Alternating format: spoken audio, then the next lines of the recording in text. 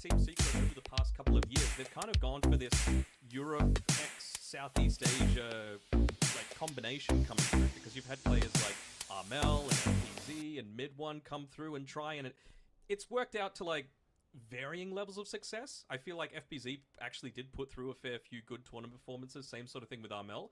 But, Afu now gets his shot, and we know that he's, again, like a top 3 finalist at TI. So he's clearly got the stuff to be able to take it forward. Oh yeah, 100%. Like these players are skilled, but we know that sometimes it just doesn't all come down to skill. I think an example is Navi Junior. When we recently saw them play up against Secret, they are very talented players. But the one thing that is very important within this game and the tournaments that we're seeing is the teamwork and how they synergize with each other. Now, Secret, I feel like they need a little bit more work. I feel like they have been struggling a little bit, but hopefully with Arfu recently coming in, I know they have benched Eki, but with more practice with Arfu, then maybe perhaps they can turn something around and we see themselves have some much better games. I mean, they've been experimenting, so maybe this is their time to shine. It's, of course, our first game going up against Virtus.Pro, so let's see what action they bring us. Yeah, for sure. I mean, you mentioned having that glue to really bring teams together. I got to say, for Virtus.Pro, that's probably FNG, right? He is, like, outside of solo, one of the big mainstays of the Eastern European scene, and he's the sort of person that can bring together these really highly mechanically skilled players like Kiritic, for example. I think he's ranked 5 in the EU leaderboards right now, and just put them on the path towards victory. So I'm keen to see. I did see that his... I think either his Steam name or the tagline under his Steam name was like top 1 deaths in every tournament, so we'll see if that's a bit of a bad omen for FNG, because he does play that like traditional position 6 role when he does come forward. All right, so these bans are pretty expected, to be honest, right? Like we can see Virtus.Pro, they're on the right side, see Secret on the left. You got to take away a little bit of their comfort, right? You see Crystallis, he's going to be playing Monkey King or Razor if he gets the opportunity to, so you may as well just ban those out. And both of these teams have actually been picking up the Tiny across a few different roles, actually. So obviously, 2 and 4, that's a lot more understood. But both of these teams actually play it in the off lane as well. So I was kind of hoping that we could get to see a little bit of Tiny in this particular series. And you know how I feel about Disruptor as well, Epi. Yeah, you absolutely love Disruptor, and especially the thing that you mentioned about Tiny too. Yeah, he's kind of this new hero where he's coming out to start to play off lane now, and he is absolutely amazing. I mean, I've experimented with the hero myself as an off lane. He's absolutely amazing. I think it's just people starting to realize it was all the way back then when you could buy Blink Dagger on the hero and just destroy people with Avalanche and Toss. Oh, yeah. But I think it started to become solidified more within the game, and people are starting to go, oh my gosh, this hero is actually pretty good on the offlane. Let's start picking up a lot more, because, you know, he's a very strong hero in the laning stage with the fact that he's able to have such a high HP pool. But he is banned, so we won't be seeing it. I think I should stop speaking about him now, considering that we won't see him. But yeah, they pick themselves up Batrider here for Team Secret. They do, and it's something that they've been playing across a multitude of roles, right? Like, you could play it in any of the core roles except for one, and I think more recently Afu and Puppy have been playing it. I really like it as a 4 or 5, just because you make so much space across the map. You can cut waves really easily. You've got that late game impact with a BKB, piercing, disable. It's just, it always feels good to me, and it also gives you a little bit of that protection for the eventual death siege into the high ground, I like to call it, because, you know, you talk about these heroes like the Tiny, it's him, it's Mars, it's Batrider, it's Venge, you know, these sorts of heroes that have movement displacing effects that can really turn the tide of a matchup, and then, you know, you instantly are just fighting a 4v5 instead of a 5v5, even if you've got Aegis. And speaking of movement of heroes, they do pit themselves up the Tusk. We don't usually see the Tusk that often, but one of the abilities, which I think most people do tend to kind of gnaw their teeth at and hoping that they don't have it happen to them, is the Walrus Kick. It's a little bit like a Horn Toss and a Skewer if you can get yourself the Agnums here on the Tusk. So Tusk comes out. It's a lovely snowball save ability as well, especially against Lasso and the Leshrac here too, so I think a very nice pickup here for VP. When you and I were casting the Eastern Europe qualifiers, we were getting a little bored of the meta, right? Like everything was a lot of the same. The big beefy boys coming out at the very start, but Timbersaw's made it through. DK's banned, but we've still got Centaur in the pool as well. So I'm a little surprised to see that those guys haven't been picked up. Maybe not so much Secret picking it up because you're already going up against a Disruptor, so that can really nullify the impact of something like a Centaur that tries to use the Stampede to reset a bad team fight. But I could still see it working for VP by all means. I know it's going to sound a little bit of a downer, but I am so happy that these heroes have not come out, which you have mentioned, because we've seen them so much. We kind of got a little bit bored of them, and I'm sure everyone else has at home. Every time, like a Dragon Knight, or a Centaur or a Timbersaw gets picked up. I mean, Timbersaw is at least a little bit interesting because he has very low cooldowns on his abilities, so you know he's always jumping into the fights. Whereas it's not the DK old style of Timber, right? Where you just sat in the lane no, and yeah, you slowly push towers and someone had to deal with him. He's like the one that goes and deals with others now, which is at least a little bit more interesting. Yeah, like the old reactive armor, how you'd sit behind the tier 1 and just be like, yeah, just let any mid come down to me. I have level 3, level 4 reactive armor. I can't be touched.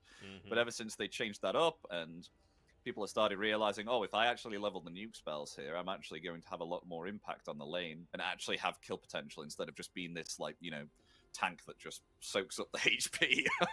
Pretty much. But they pick up a Beastmaster, and they actually don't have a lot of reserve time here on Secret. So compared to Virtus.Pro, look at that, 2 minutes compared to 5 seconds. Whoa. Okay, so I can see this. So Team Secret are clearly going for like much more of an offensive-oriented draft, right? Because you've got Beastmaster, who, you know, most of the time when we previously saw the Beastmaster, at least in more recent times, it was because of the Drums of Slom, right? To be able to deal with illusion heroes, to be able to just be very sustainable. But ever since that buff to the Helm of the Dominator, I wonder if that's going to be now the pickup for this, because you're going up against a Tusk, a Disruptor, and a Wind Ranger. Not heroes that exactly deal with full-on, like, we're running at you meta style really well. And Leshrac is kind of a similar sort of boat, right? He provides so much tower push. Beastmaster provides a lot of tower push as well. Batrider is one of those heroes that can find the pick-off that leads into more tower push, and then you take away the map. So I quite like this. I like the Alchemist as well, though, right? Like, something that is sustainable, that can stand in the fight, and even something like the Acid Spray means that you can't just continuously run at people. Yeah, I do got to say that they don't have themselves very good wave clear. If you have a look at VP at the moment, I mean, I think they only have themselves power shot, and especially what you said with the momentum of Team Secret, with the fact that they have very good tower push. I mean, with Beastmaster and Leshrac, and what you mentioned as well with the slight buff of the Helm of the Dominator, Helm of the Overlord, how it goes into that. It could be concerning for VP. I mean, obviously, of course, they do have themselves the Alchemist. He should be able to push waves eventually when he has himself Acid Spray and Radiance. But that'll take some time. And very early on within the game, Leshrac is king of pushing. I mean, level 4 Diabolic Edict, hiding in the trees. Your tier 1 towers are going to melt if this is obviously, of course, a Leshrac mid played by Corden. I mean, he has played Leshrac most of the time on the team. I think they could possibly transform this into a 4, but with the picks coming out now, I think this is a mid pick, right? Yeah, it's one of the main heroes that I thought was going to be contested across both, like Tiny, Morphling, Leshrac, and Pango, I think, were the main ones, and we've seen one's picked, and there's a couple banned out right now. So I'm not sure if Pango is necessarily the pick for VP, just because you have 2 ways to be able to go through that Rolling Thunder with both the Primal Roar, and if you get an Aether Lens, then Lasso can work on it as well. It's okay at being able to clear waves. I'm a little surprised that they let the Tidehunter through. It's something that Noticed has been playing a little bit, and something that you can kind of put in front of a tower and fight around, you know, use him as that anchor point to be able to take these team fights, use the Ravage, get a little bit of that burst damage in, and honestly, even the, God, what is it called? The something of the deep, the Anchor of the Deep, I'm just going to call it. Is it Dead in the Water? Probably. It's just good to be able to have that against something like a Leshrac that just wants to be running at you, right? Slows him down massively, means that the damage is so much slower, and you can just look to, you know, focus him off. Yeah, and I especially agree with the fact that they do need something on the front line here, because Alchemist is going to take around about some time to get up to speed. I think if we have ourselves a good time here on Kiritic, about 15-20 minutes on the Alchemist, then he can start to join fights with Blink and Radiance. So I do definitely think they need something front line. to try and provide that early game. I mean, tied early is pretty good if he doesn't have anything that strongly counters him during the early stage and could just provide that breathing room for Alchemist to just stay in the jungle for about 15 minutes and just farm up. So we should be looking here for a dominant offlaner during the early stage for VP. But I wonder if, like, the Secret goes something like a Slug, for example. They've got the last overall pick. They end up going Dawnbreaker. That's not terrible for, like, it's a dominant offlaner, like you were saying, and it is something that is capable of that wave clear that we were desperately needing from them. Also means that you can kind of... This is a draft from Secret that, okay, that's also a good response. You know, aggressive, early game oriented, good in the lane. You're not really that worried about, you know, the acid spray, a big tanky hero like the Alchemist is going to be good to be able to contest against. But I think the important thing is, you know, that Team Secret are going to be trying to run down one lane, right? So Dawnbreaker can at least be shoving out another lane, and then you can just join at any time with that Solar Guardian to at least force potential thoughts of, we have to defend a little bit, we're losing some of our map. That's not where Team Secret want to be. They want to be all out on the offensive. Does start from the laning stage though, and it's going to depend on how a lot of these matchups go. I got to say that, you know, anytime you see a lifesteal that hasn't been directly countered and you get it last overall pick, and I think Team Secret are going to be very happy with it, you should be in a pretty good spot with at least how the lanes are going to go.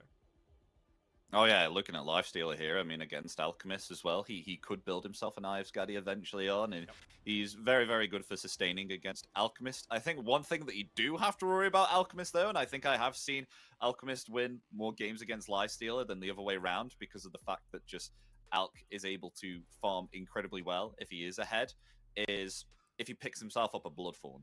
And obviously, of course, we know that Lifestealer absolutely hates silences. And if he's silenced and he can't use his rage, then he gets destroyed. I mean, they even have your favorite hero. They have themselves Disruptor as well, Danog. So they've got themselves an extra silence, especially for this Lifestealer here, too. Yeah, so to me, I think if this game ends in 35 minutes, it's because Team Secret have won. If it goes later than that, it's all VP. They've got the late game in the bag, in my opinion. But I do like this Dawnbreaker last pick as well. That I think that was definitely a good pick here. They have themselves a great counter initiation if they do initiate with maybe perhaps like a Primal Roar or a Lasso. So Dawnbreaker has the ability to just farm up, and then if she, you know, wants to come in and tries to save, you know, she doesn't have to commit a TP and run all the way. She can just use the ultimate and start healing up and force her counter initiation, which I do indeed like. And it's a very good hero in terms of gaining strength too. This hero, it is so annoying to actually take out. If you're a carry player or a mid player and you're like, oh, I want to take out this Dawnbreaker, it was like, why the heck does she have 1,800 HP at 10 minutes? Like, what the heck? It seems like an absolute monster. Crazy. Yeah, it's nuts. Cool. Well, I think we're about ready to go into the game. It'll be about time for the bounty fights to be about to kick off here, as I mean, both teams have kind of invaded into both sides of the jungle. We can do a little bit of radio play here. Happy? Oh no, not radio play. Oh, not again. Oh. Okay. Let's see how this goes. So, folks, I don't think you're going to miss much. I think... Oh, there we go. There we go. Now we've got a game. Awesome. Easy. So we're going to head right into it. There's not going to be any skirmishes here at the moment. Just 2 and 2 bounty runes to either side of the teams. Oh, I spoke too soon. There could be a skirmish on the bottom river. As the concoction coming out there. They want to try and take down Boom here on the Beastmaster, getting very low, but will be okay. Able to get underneath that tier 1. But now they're attempting to go for FNG on the Disruptor, pushed back there by the Flame Break, and they get the first blood on the side of Secret. Oh, he's not even going to be able to go for the chase onto Boom. I wonder if Puppy's going to stick around. No, ends up TPing up towards the top side, realizing how important it is for Crystallis to get off to a good start. But yeah, that's a big thing for Secret to be able to get that first blood off for themselves. FNG, the buffed up Thunderstrike, not enough to be able to provide him that safety. And you know, like we were saying before, his in-game name of top 1 deaths for the tournament, it's it's coming to fruition so far. I mean, he's in the lead, right? He is. I mean, Disruptor having some nice harass here. I mean, with the, level 1 Thunderstrike is a little bit weak, but I mean, at least you're able to push them away. But I think Arfu is having a much better time here on the Batrider at the moment. I mean, was able to help and I'd actually get the first blood here, 1 and 0. He's already calling something in on the courier. What's he got? He's got himself a magic wand. Mm-hmm. I mean, it's one of those things that Batrider's a support that doesn't really need that many items to be really impactful. You know, all you really need is a little bit of movement speed, and then you just get into the Blink Dagger, right? That's the main thing that you're hoping to be able to play around. So he's just been able to consistently funnel a lot of tangos into Boom, because the game for him is just trying to get into that big scaling item as quickly as possible. He's going into the Arcane Boots for now. I wonder if he is going to go down that Helm of the Dominator route, or if maybe the Dawnbreaker has pushed them away from that. Yeah, I do wonder that too, because we don't usually see it come out all that much. I think the only time I've seen a Helm of the Dominator come out is when the game goes like 60 minutes and they want like a creep to like TP on. You mean like every game that we cast in the qualifiers that went 60 minutes? Yeah. Exactly that. I mean, teams were hungry for this, right? There was so many opportunities when, you know, we mentioned some of the teams that got directly invited to either the Swiss or the group stage. It means that, you know, some of the lesser recognized teams, I guess you could call them, had opportunities to be able to say, hey, we can actually look to qualify for this. $1 million tournament, you don't get that every day. All action happening on the top. They do indeed find themselves the kill there onto Puppy. Getting a little bit too low there on the Elder Titan, and it's kind of hard to jump into this Tusk and Dawnbreaker combo. I mean, level 2, level 3 now on the Dawnbreaker. I think I've spoken about this a few times. I don't know if I've spoken to it about with yourself, Danog, but this Celestial Hammer and the Starbreaker, I think you can deal around about like 500 damage at like level 2 if you land everything. It's two spells. Like, it was a big reason why Team Secret had that big year at TI, right? Where they finished, was it second? Only just losing to Tundra at the very end. And Rezo was just going absolutely bonkers on it with the amount of damage that he was able to output in a lot of these lanes. So, yeah, I can totally get it. It's going to be such a brawling lane as well, right? 4 melee heroes up in this top lane, and ones that want to be fighting. Like Tusk, Dawn, Lifestealer, and ET are ones that just constantly want to be bopping you on the head. Yeah, I mean, they do have themselves the Snowball save, though, and the Ice Shards to try and counteract any initiation that comes their way. But Chrysalis is having an okay time, you know, he's still able to follow. Not doing so well in regards to last hits compared to Kiritich, though. I mean, look at that, almost doubling the last hits here at the moment. It's only 4 minutes in, but come on, if Alchemist is having a good time, that's something you've got to be careful of. Mm-hmm. I'm also a little interested, I know you mentioned the Skadi build-up for Chrysalis, but I'm also tempted to see if anyone wants to go into like Orb of Corrosion style of build, just because it is a lot cheaper. You can get active around the rest of your team much earlier, and it gives you really good value. Like 20% is quite a lot against an Alk and a Dawn. Yeah, it's a very good value item.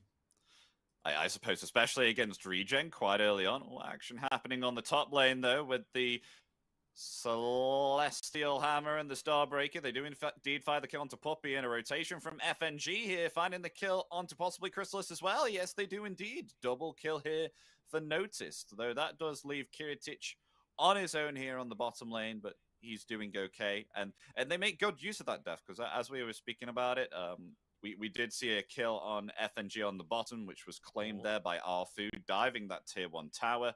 But then, you know, ETP's top and makes use of that death and actually gets 2 kills here on the top lane, which is very nice. Yes, indeed. I was just seeing if FNG was wanting to hang around just to go for a cheeky glimpse back play from anyone that might have been TPing in. Yeah, after yeah.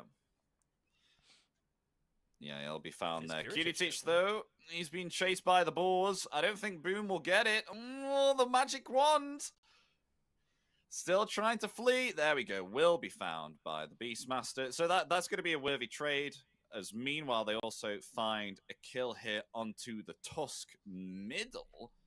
And it was actually Corden who got that kill. So maybe perhaps was trying to get a jump there on the Leshrac, but was able to survive and gets the kill here. Level 3 Diabolic Edict now with that Pulse Nova. So you have to be careful when you jump in this Leshrac, because if there's no creeps around you, it's going to deal quite a lot of damage to you. FNG trying to run away as best he can against Arfu. Looks like he will be successful as well with the glimpse. Good way to be able to just get away from a Bat Rider pre-level 6, just TP. Uh-oh. Notice, though, gets found there with a rotation from Corden to the top lane, taking down the Dawnbreaker on that killing spree. So some extra gold for the Leshrac, around about 347. And what's it going for? Is this straight away Bloodstone on the Leshrac, like instantly? Seems it's actually that way. maybe a kill. Oh, they are attempting to try and find Corden there with a focus fire and that tag team. As Sayu just survives on 100 HP there on the Tusk. Very important kill there, because up until that point, Corden had been winning very easily that mid lane, actually. So for him to be able to take out Squad X is, for Squad X to be able to take him out is a big equalizer for that one. Also puts a little bit of damage into this tier 1. This is not a draft that I would be expecting to do too much damage to towers early on VP's side. That's really meant to be Secret's MO. And it is going to be Boom going into that Helm of the Dominator. He's already got a few stacks built up for him to be able to try and get into that ASAP. Yeah, Squad X is doing really nice tower damage, as you've said. I mean, especially with that catapult. Look at that tower compared to Leshrac. We're on about this, early pushes on Leshrac is like, oh, Leshrac should do fine. I mean, look at the tower has not been touched, Anok. 1,800 HP on the middle tier 1 tower for Squad X. That's Captain FNG going to work there, I'd say. Just making sure that they realize the big strengths of this draft that they're playing against and making sure to exploit that as much as possible. Action happening in the river, though. Attempted to try and find Arfu. As we also have ourselves Dawnbreaker coming in there with the Solar Guardian. But we will lose the Wind Ranger there and has to back out of that because a triple kill is found there by Corden with the Pulse Nova and the Lightning Storm. Didn't even need to use a shield rune. He's just incredibly tanky. And it's only going to get worse and worse once he starts building into that Bloodstone. Also gives you just such valuable time to be able to push out the other lanes. Crystallis, and you mentioned he was struggling a little bit on those last hits. Not so much anymore. Just makes VP lose a lot of that net worth underneath the tower. Goes to absolutely no one. He's able to get in towards that X-Close item. It's nothing too crazy from a lifestealer, right? Going into the armlet. I don't know, something about me just really wants that Elba Corrosion to come through from him. Maybe they'll feel like it's not going to scale well enough, but I guess they might just not want to put all their eggs into the one basket of end early. They're going to start pressuring this tier 1 tower now with the Diabolic Edict, since Corden has had himself a great early game. I mean, no tower damage done to the middle tier 1 tower, but I mean, at least he got himself a triple kill on the river. Is starting to now rotate around on the lanes and starting to help out, realizing his power potential during the early stages of this game. He has a lot of nuke damage, considering it's an early Leshrac. I mean, usually at times you can take this Leshrac down because he's usually not that strong. You just got to respect the magical damage and not get too close to him, but I've been able to do that, and Corden's been having a great time here. Though they will find the tier 1 tower. VP will get that, so at least they get something out of this. Yep. Yeah, he's got that Voodoo Mask as well, right? So a little bit more tankability. The raindrops, similar sort of thing. And that Fairy's Trinket means that you're just going to be casting spells for so much longer. Kind of feels like they're using him as bait right now, with Arfu standing right behind. Oh, and they even get a regen rune to be able to play around with. Oh my gosh. Want. I think they've actually got the Helm of the Dominator as well. 10-minute Dom, not terrible for Boom to be able to play around with.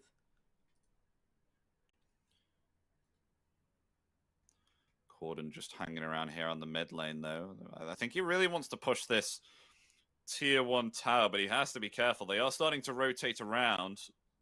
Both supports here on VP, ready to jump in to protect the Wind Ranger in case she is dived. They are going to smoke up S2 as well, these supports, try and find something. They will find Arfu. They got level 6 on FNG as well, so he might be looking for that quick pick off, but you don't want to use a smoke on just a support. No. They back off in time, though, and a kill onto Corden would be huge. Oh, the smoke's broke. They're going to go for the kill here. I mean, Corden doesn't have himself a lot of mana. They're coming in now with that Solar Guardian. They find the kill there onto the Leshrac, and maybe perhaps Boom here too, as the... Oh, nice glimpse there. Actually forcing back the lifesteal. A lasso comes out in return. It will find the Wind Ranger, though, and in return for Corden, you're going to lose 3 here on the side of VP, so they will avenge their fallen comrade there. get themselves 3 kills. Yeah, there were just a lot of those wild axis stacks being built up, considering the fight was being taken place in such a small area. Same sort of thing with the Firefly. It was a great lasso as well onto the Wind Ranger while she had used her wind run, so she didn't really have any sort of way to be able to escape once the lasso had actually expired. Very nice team play coming out there from Secret. I did like the cheeky glimpse though there as well when the rage expired on the live stream. Always love a cheeky glimpse. It did help him go back to lane because, you know, he couldn't do any more. And he's like, oh, you know what? I'm okay with this. You know, it forces me back to top lane. I can just farm the creeps again. Not a problem. Can get my armlet. The rich he is suffering in net worth, though. He's not actually rich. No. He's around about 4,800 gold. Not having the best of times here on the carry. Corden. Oh, it's actually going to be glimpsed back there, though. Nice. So it looks like Secret are holding back until they've actually got this full helm on the Overlord, right? They're only taking fights with Boom if he just happens to be there when the fight takes place, right? He's not the one making a lot of moves. He didn't try to, you know, move with his Leshrac and the 10-minute siege creep towards the mid-tier 1 tower. He was much more focused on just build up this net worth as quickly as possible, get, you know, a 14-minute helm of the Overlord, and then just be way too hard to deal with for VP. Because we mentioned before, these supports really don't deal all that well with it. Even a Wind Ranger on her own, right? Like, you basically have to use a focus fire to take out that helm of the Overlord creep, and that is not what you want. No, we were speaking about this, how you don't really have very much, like, wave clear or kind of nukes. And I mean, speaking of the Wind Ranger, Lasso comes out, and there indeed is the split earth, just locking in place the Wind Ranger, finding that kill as they take the tier 1 tower here too. So starting to be on the aggressive right now, Secret are. And that is a blink dagger as well from Arfu that he had prior to that. So 12.5 minutes as they find a pick. A glimpse there though. Into the static storm comes down the Dawnbreaker from the heavens, with that Solar Guardian obtaining the kill there in return on this time Secret's mid lane. So it is both mid laners that will be traded out here as, well, actually looking at Kiritich, he's having himself a nice time, you know, 12-minute Radiance on the way now to be completing that Black King bar. So having a great time here at the moment on the Alchemist. So should be active quite soon here to start joining in these team fights. Oh, they find a quick pick off there. Was with the focus fire though, so don't exactly have the greatest kill potential on Squad X for the next little bit. I really think this next, let's say 5 or so minutes, is going to heavily revolve around Boom and what he does in these fights, right? He's 100 gold away from the helm of the Overlord. He's about to have his level 2 ultimate, and he also will have potentially a BKB target to consider with that Primal Roar, right? You don't want to let an Alchemist get that full 9-second BKB off into a Lifestealer, into a Leshrac, right? He is going to start being something that they need to consider. Yeah, so we'll see how he uses this Primal Roar. What do you think they should use it on here on Secret? Primal Roar. Who is the biggest target? I think the initial initiation is still going to be Arfu, right? Because worst case, it's a support that dies, and you've still got that really early Blink Dagger to be able to make plays with. I think the Primal Roar should be roaring whoever commits with a BKB to a fight. Right, got you.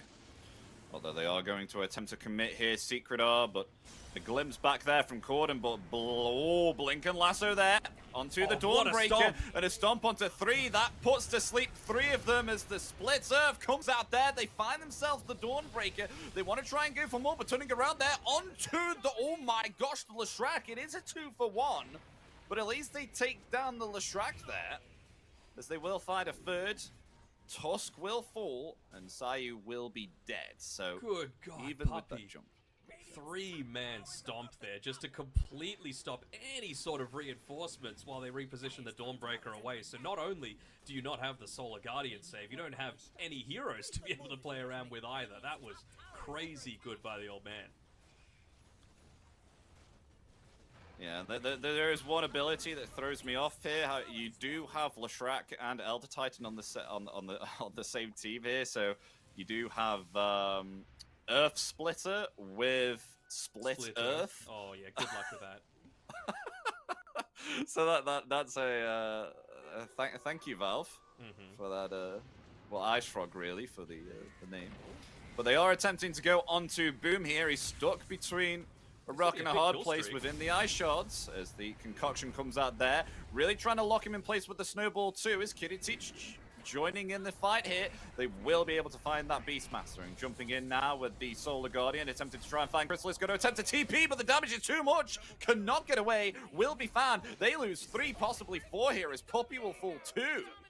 So they get themselves a 4-for-1, a very worthy trade here. Secret coming out on top just about a minute ago, and all of a sudden, VP just heading themselves top and turning it around, and now going for the tier 1. They get themselves that tier 1. It's all the value of information. They had an observer ward set up there like 2-3 full minutes prior, set up by Sayush, and it meant that they were able to just realize that he was farming kind of on his own away from the rest of the team and walk up onto the high ground. Oh. So Not now much they do happening indeed as they head take themselves. Roshan. There we go. Yeah. Here we go. And Aegis for them, uncontested, as they will put it on Kiritich. He has himself, of course, that BKB now, the 9-second duration, opting to go for the Blink Dagger here, and then maybe perhaps we'll see a Blood Fawn, and it will start to be a little bit difficult here for Crystalist. But of course, as you mentioned, Danog, we do have ourselves this Primal Roar, which you said would be a very good ability to save for anyone that does have this BKB, and if they can kind of counter-initiate with it and around the fight here on Secret. The thing is, though, like, it's getting to that sort of stage where even if you do use, let's say, the Primal Roar onto Kiritich, and hell, you may even just use the lasso as well while he's got that BKB running, just to kind of reduce the duration on it, you've still got issues with, like, Notice, who's going to be dishing out a ton of damage. And speaking of Noticed, they're going to go for him here with the lasso. It comes down the split earth, locking in place the Dawnbreaker. No reactions there from VP to save their offlaner. Will realize that was pulled all the way to the side of Secret's base and will be picked off it. I mean, he was just farming on top of a Watcher. I think that might have just been a, you know, bad Notice, bad, you know, learn from this. VP, they want to try and find more, though, possibly, hanging around within the tree line. Both supports, they do have themselves a sneaky observer ward, granting vision here on the middle lane. There's that shard. It was just hunting there, was FNG for someone that was hiding inside the fog of war. I mean, you have the ability to make these ballsy plays, right? That's why they're going for a smoke before, I mean, quote-unquote, Noticed isn't there yet, because he can be there. He's got that ultimate available. You just need to find that quick jump, and you've got that with Sayush with his own Blink Dagger as well. So whoever they find, there's the one that's getting initiated onto. Oh, FNG. Going for a scout here.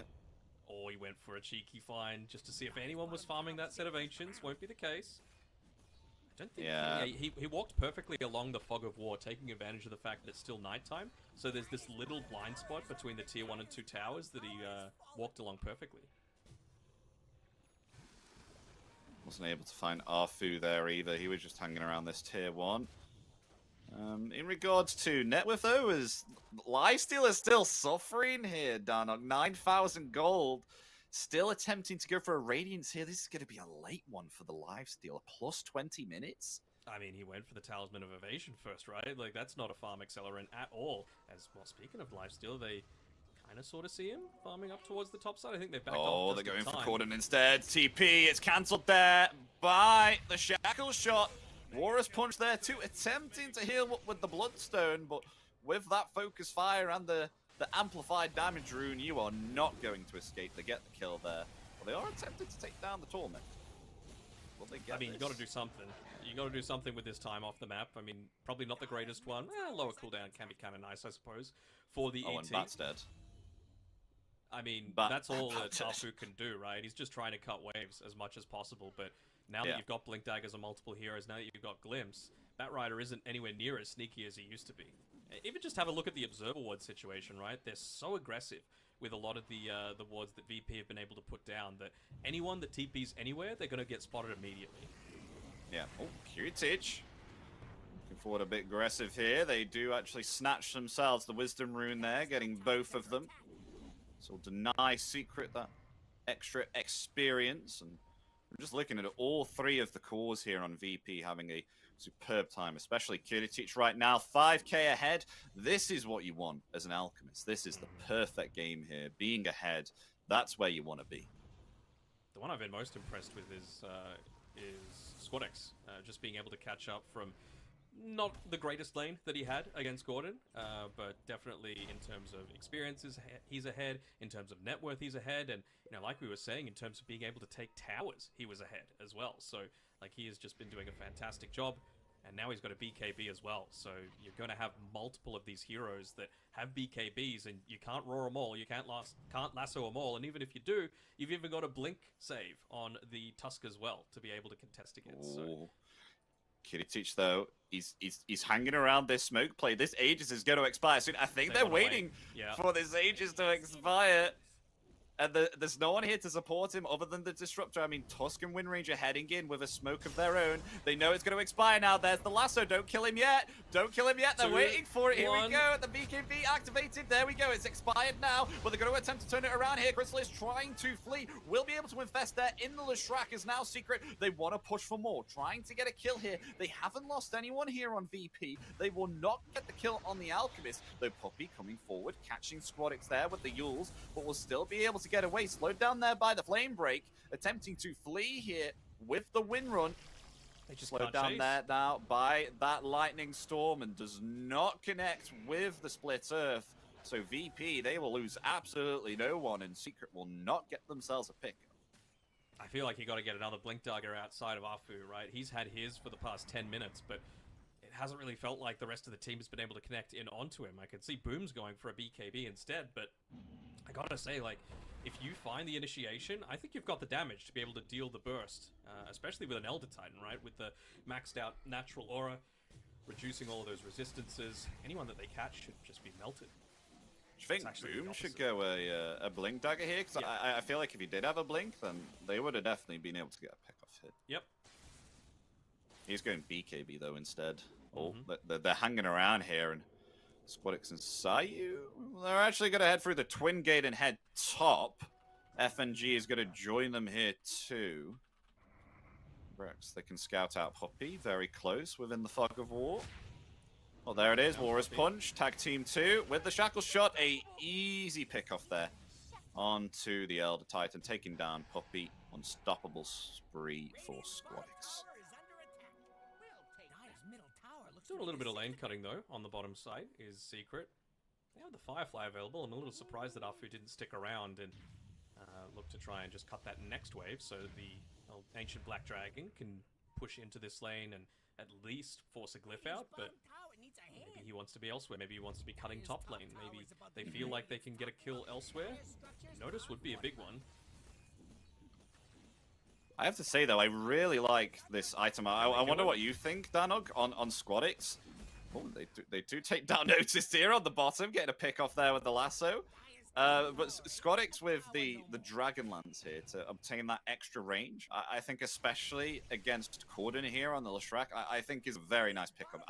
I personally would have think of it, and obviously, of course, this is why they're pros, because they think this way, but a Dragonlance gaining that extra range against the Leshrac to stay out of the Pulse Nova, I think is really smart. Yeah, what I really wanted to do is, hold on, team fight. Chrysalis. Oh, Chrysalis gets out. Maybe he gets glimpsed. No, he's going to get glimpsed back during the rage. Oh no, he infested into Corden. He's okay, as now they'll attempt to try and turn it around there. The Walrus Punch coming out there onto Corden. Corden taking too much damage here by Kiritich, trying to attempt to take him down now. Will Yules himself up. He's going to get forced after away with the BKB along with the Focus Fire 2. Squadix will get the kill.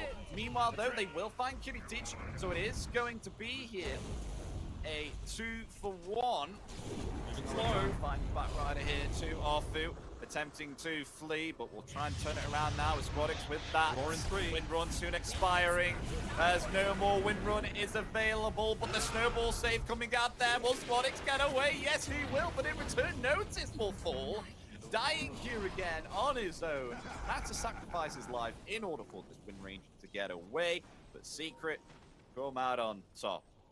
There's a lot of almosts in that fight, and I mean, he's still at the bottom of the net worth charts for the cause, but Crystallis was the one that did the vast majority of the damage, more than double of anyone else in that team fight. 6.5k. They just let him go to town. All the focus was on trying to take out this Leshrac, and they did, but look at what it cost them. This is the first time I've ever seen, a carry who has is 8k down from the opposing carry and was the biggest damage dealer. That is really something you don't see every day. I mean, now he's got the Radiance, he's going into a BKB. He realizes the risks that he's going to be running against if, you know, it is indeed a Bloodthorn that he's going up against. It's not. Kiritich is going for the Basher, maybe just interpreting what Crystallis will be wanting to do. Doesn't really protect you if FNG is able to get into an Ag's Blink Dagger, but he is nowhere near that. Wasn't lucky enough to get the Philosopher's Stone, unfortunately. And we got ourselves the Basher now on Kiritich here too. So has that ability to bash through here on either of the heroes. I was wondering whether we get ourselves a Orchid and turn that into a Bloodthorn. Doesn't choose to. They smoke up here. Both teams very close. Granting vision there of Boom with that power shot. But who is going to get the jump initiation here first? I think Boom definitely wants to be jumped. He's hanging around here saying, VP, jump me. Do it. Do it. Come on. They're going to wrap. Oh, this is a nice wraparound here. Getting the Observer Ward. Kiritich ready. He's brewing a concoction. Jumping forward there. Oh, they delete Corden. There's a lasso there coming down in return, along with that Solar Guardian there too, attempting to try and turn it around, but they've lost themselves 2 here on Secret. There's possibly 3 now, bashing up the Lifestealer along with the Shatter Shot there too. They will lose the Lifestealer along with the Beastmaster 2. Triple kill for Squadix. The only one remaining is Puppy, who will flee into VP side of the map, and they're gonna get themselves a Roshan Aegis again. It's a little weird that they would just give up the high ground like that, especially considering that's where they should be TPing in if anyone did have the buyback. 2 of them did, but just a 4-for-0 loss because it was nighttime. They didn't have the vision advantage, and yeah, they just let him take Roche after picking them off one by one. And there we go. Aegis on Kiritich, but yeah, 100% agreed. Somehow they were able to wrap around so cleanly here, right next to that twin gate, and that just led them to have an absolute advantage, grant them the vision. Kiritich cooking a concoction, and they deleted Corden here. I mean, meanwhile, though, they will get a kill on FNG here. Very easy. Really like the fact that Corden's going into this Shiva's Guard, right? Like, obviously it's going to provide you that extra protection in terms of just not being ripped apart by a Deso and an Alchemist with the Acid Spray, and honestly even a Tusk with the Walrus Punch, but more importantly, it's that the regen reduction coming before the Alchemist. Yeah, just got to make sure you don't get stunned up like last fight, or else you won't be able to output your damage. Though, interestingly, pick here onto Kiritich if they find yeah. It. Yeah, nice lasso. The snowball save doesn't come out. They do indeed find the kill along with the Tusk there too. Aegis will bring the Alchemist back though. BKB is there with a TP, but no Basher on the Lifestealer. Not able to cancel the TP, so will get away. But the Aegis expanded here already. Not even wanting to use the Solar Guardian to be able to come in either. So clearly just saying, you know what, not the worst. We're not exactly going to be losing too much on the map. The other lanes are being pretty heavily influenced by us, although he's running into noticed here, popping his own BKB as a result. So maybe after they quickly fix these lanes, they're in a position to actually start pushing in and taking some of these tier 2 towers, because they've been low for quite some time. And we may start to see the dreaded just BKB TPs. Once again, I remember this, 20 minutes of non-stop BKB TPs and no fights. But yeah, that was a very nice lasso pick-off there, utilizing the vision that they had on the Alchemist, especially with the fact that, you know, there was no one else there to save him other than the Tusk, and they were actually able to split apart the distance between the Tusk and the Alchemist quite nicely. Just 500 gold away from that Shiva's is Corden. Doesn't want to get that one extra lane though. He feels like they've just been off the map for far too long, even using the scan for it, but despite catching nobody, he feels like he needs to get all the way back to base. He's almost got that Shiva's Guard though, very close. Yep. It's definitely going to help to kind of counteract some of the regen that comes out and amplify that damage further. I mean, still remember the days of when the recipe used to cost 500 gold, now it's 2,000 gold. honestly good. It's way too powerful. No big increase. I mean, especially with the swap around of the items. You know, it used to be plate mail and mystic staff, and now that's all changed. You can use our smoke for this. Secret are just moving as 5 without a smoke, so if they walk out under any sort of vision, they will get spotted out as... Yep. Like now, yeah. Although, will not be able to get the concoction off, has to blink away here. Oh, and they got themselves a lasso there too onto the Alchemist, but do they have anything more to follow up? They have themselves the Primal Roar, there it is. Alchemist in trouble, but in comes the Solar Guardian now, attempting to turn it around. Concoction being brewed up here, ready to be placed. Is Kinnity still laying the damage here during that chemical rage? Able to find Corden, and boom, they're both gone. Alchemist able to survive through it all. Crystallis is actually flipped back, but he flips right on top of Kinnity, who's actually able to eat the cheese and survive, cooking another concoction in the face of the Lifestealer, taking out triple kill team-wide. On Secret, they lose all 5, and in return, will just lose the Dawnbreaker and the Tusk.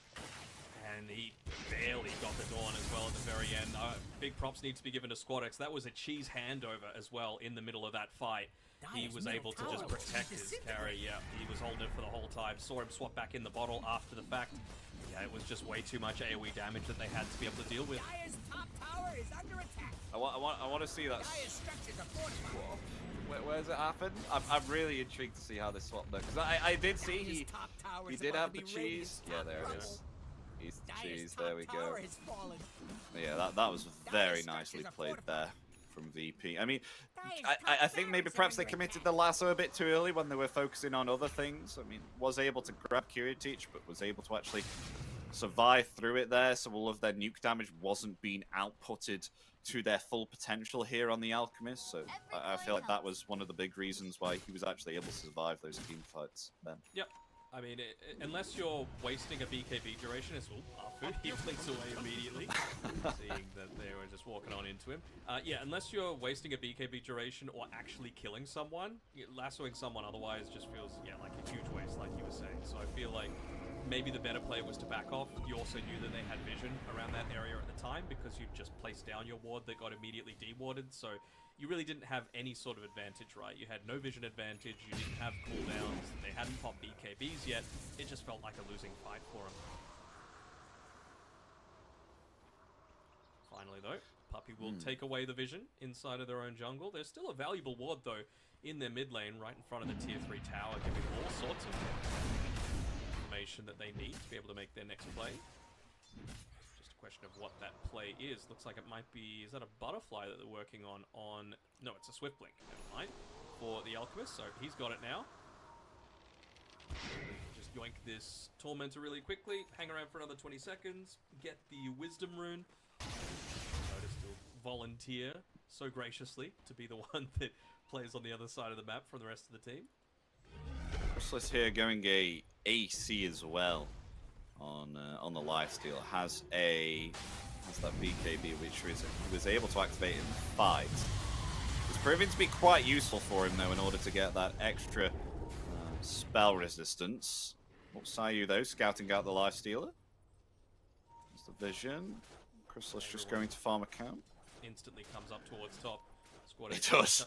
Shove the lane out very quickly and then join together with everyone else under the cover of that smoke. They're trying to find a quick pick up again, using that vision as best they can, but Puppey, years of experience. Uh-oh, they might get it here too. I mean, they could have counter-initiate here with the lasso. Crystallis activating the rage just there in time, but they will find R2. Taking down the bat, down for 50. Buyback is available. They lay into... Oh, there they do! Oh, no! Oh, this could be a melee Rax now. It will be indeed. There we go. They don't want to fight it out without the Bat Rider anyway, so they're just like, look, not much point. This time around, yeah, you lose the Rax, but it wasn't a disjointed fight, right? Like, you didn't pop any of those big cooldowns. You used Infest, sure. That's going to be up by the next time they're looking to go up onto the high ground. The thing is, though, for Virtus.Pro, they've specifically itemized so that they don't throw when going high ground, right? I saw a Linken's come out there. I see a Lotus Orb on the Disruptor as well. It's all just about protecting... Oh, there's 2 Linken's. The people, whoever they're going onto that tier 4 high ground. I think it's a first for me to see a Linken being built on a Dawnbreaker. Usually that is a Lotus, but FNG having a great time here on the Disruptor in regards to... Networth actually going first. Item Lotus Orb, actually, never mind, not Networth, actually. He just decided to go... You don't usually see a Mana Boot straight into a Lotus Orb on Disruptor. This is something new. There you got the shard. Farm secured, easy.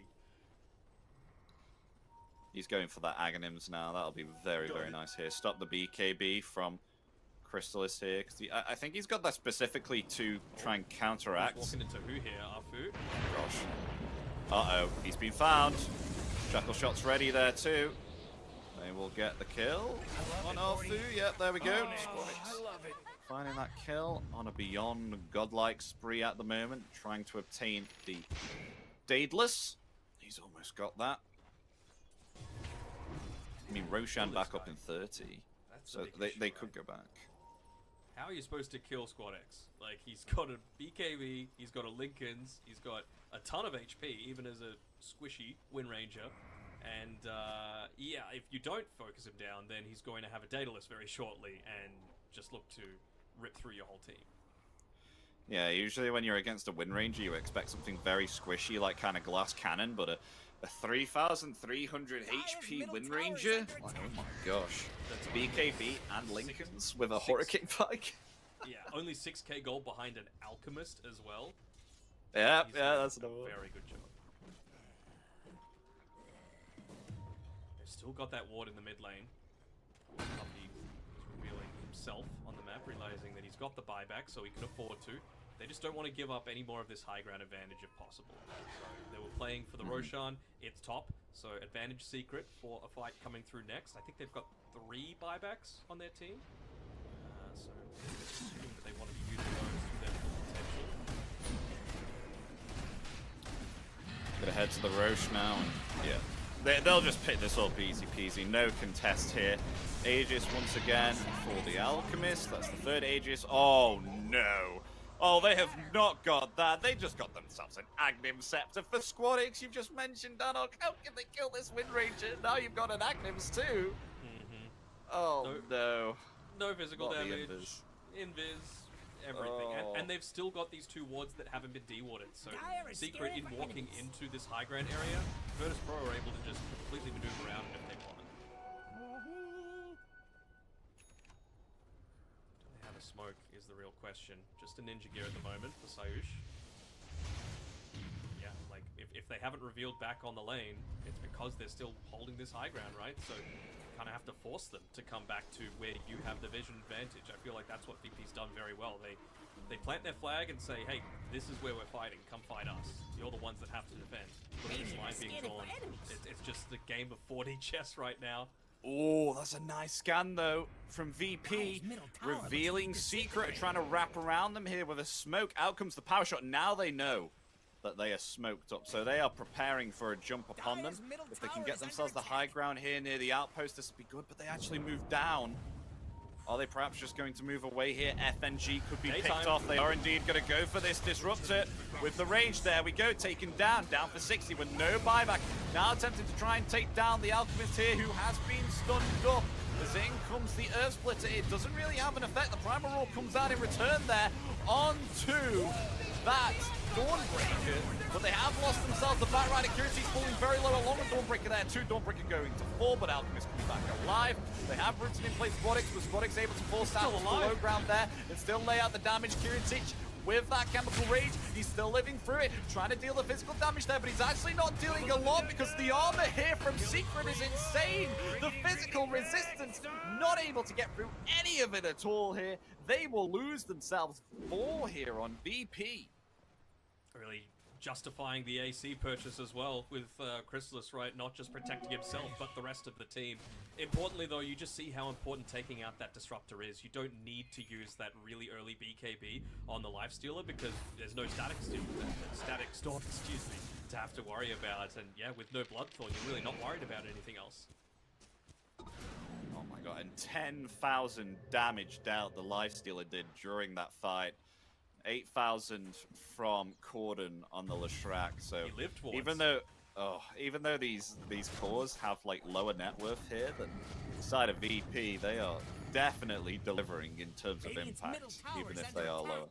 How cool was that sequence of events though, right? Like, literally 4 or 5 different counter movements because of just tiny things that revealed exactly where the enemy team was.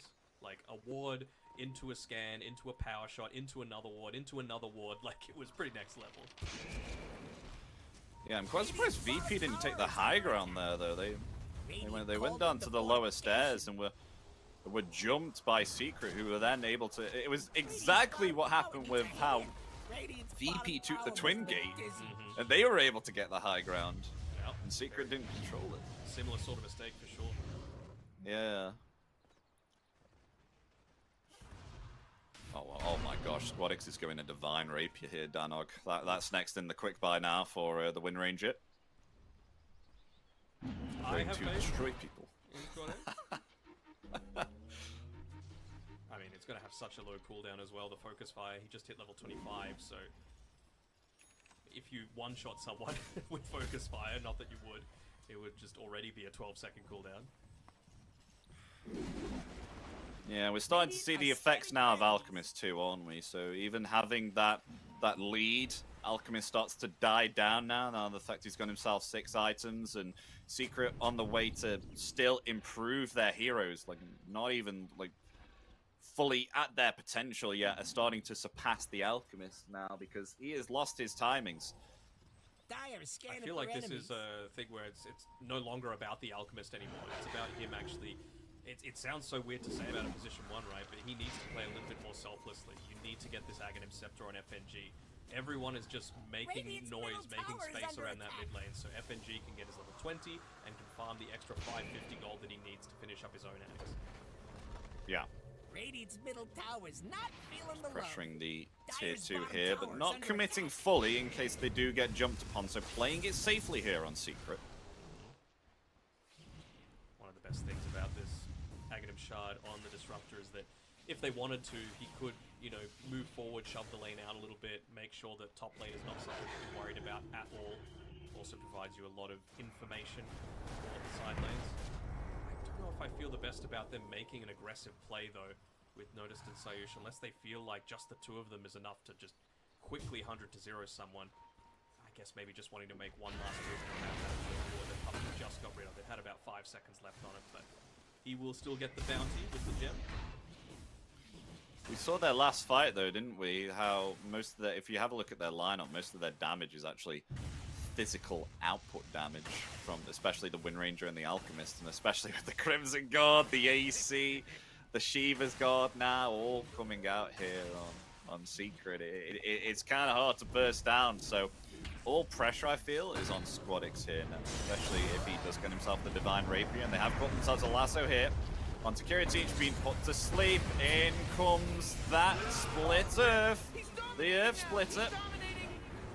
Get the kill there onto the Alchemist. He's down for 100 seconds with no buyback. They want to try and find more here. FNG is in trouble. He doesn't have himself a protection item. They're going to use him up. There's the split Earth stunning in place there. The Disruptor. I mean, the Static Storm will come out, but they've lost themselves 3 here.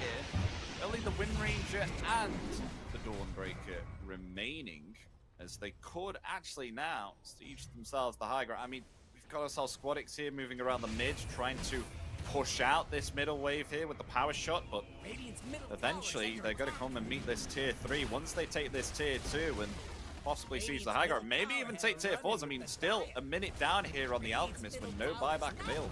May as well test it, yeah. I mean, they're going to use the glyph. They're going to be praying that the multi-shot ends up dealing with the siege creeps, but I think they're just putting the bodies in the way, making sure that 45-minute siege creep wave is the one that pushes on board. This is what I was expecting to happen so much earlier. Oh gosh, here we go. They're going straight for the tier 4s here. They need to do something quickly. The Shackle Shot comes down in return with the Focus Fire there onto the Beastmaster, but the lasso there bringing back the Wind Ranger down for 100 seconds. Goodbye, Squadix. That definitely looks like GG now, as only 2 remaining. Notice trying to do his very best to delay this push onto the Ancient. Will fall. Buyback available. They don't have themselves the glyph. The Agent will fall. GG. Game 1 here goes to Secret. I feel like that was... I don't want to exaggerate things. Was that like a 32k net worth advantage that they had on on Virtus.Pro? It seemed close enough to it because that just completely. It was more than that. No, 30, 31, 32. But win probability was sitting at about 95% for Virtus.Pro, just because I felt like.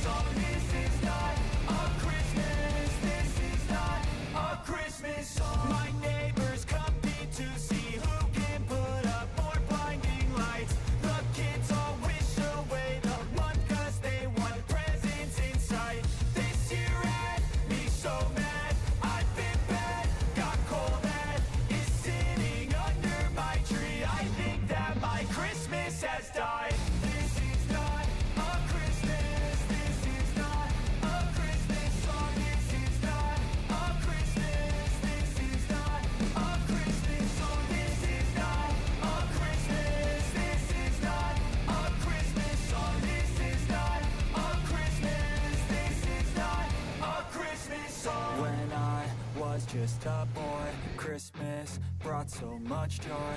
Couldn't wait for the presents and laughter. I couldn't sleep late at night, looking for Santa with lights. Those are the memories I still remember. Then I became a man, lost sight of who I am, but right in front of me was the answer. 'Cause on Christmas I feel joy, and I turn back to a boy. The answer is to stay young forever. This is not a Christmas, this is not a Christmas song, this is not a Christmas, this is not a Christmas song, this is not a Christmas, this is not a Christmas song, this is not a Christmas, this is not a Christmas song.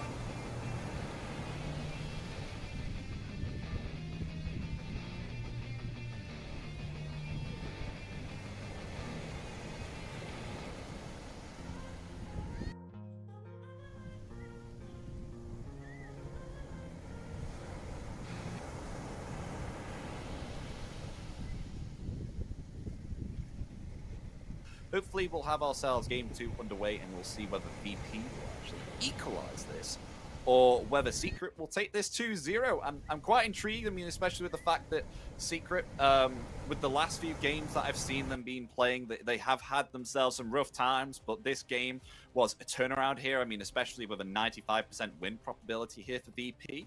So I'm excited to see how Team Secret go on throughout this Elite League. So stay tuned, folks, because we'll be back in game 2 with just a couple of minutes. Don't go anywhere.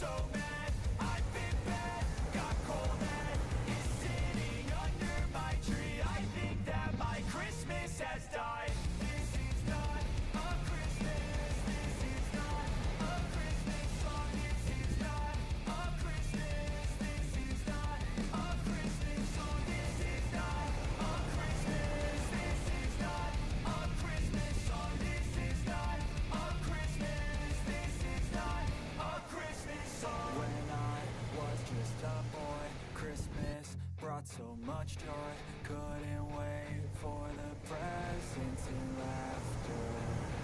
I couldn't sleep late at night, looking for Santa with lights. Those are the memories I still remember.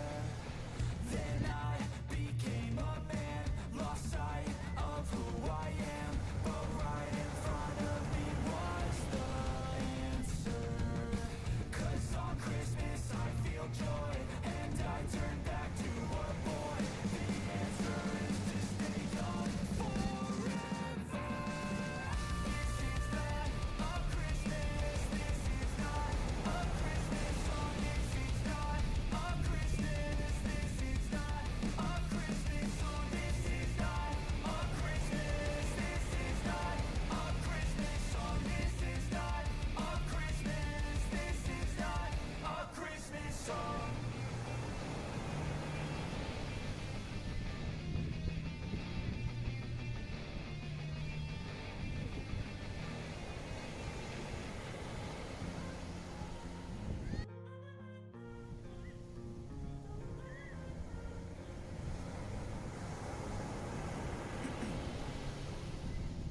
my veins, I've been driving this train.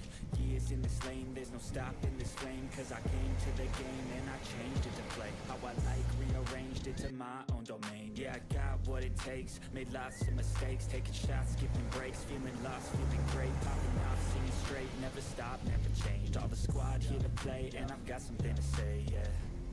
I work hard each and every day, I get lost in the words I say. I don't push pause, no I push play. I won't stop till I make a change. I withdraw on the things I make. I turn flaws into flawless traits. I build tall, never cap in space. I won't stop till I hear him say.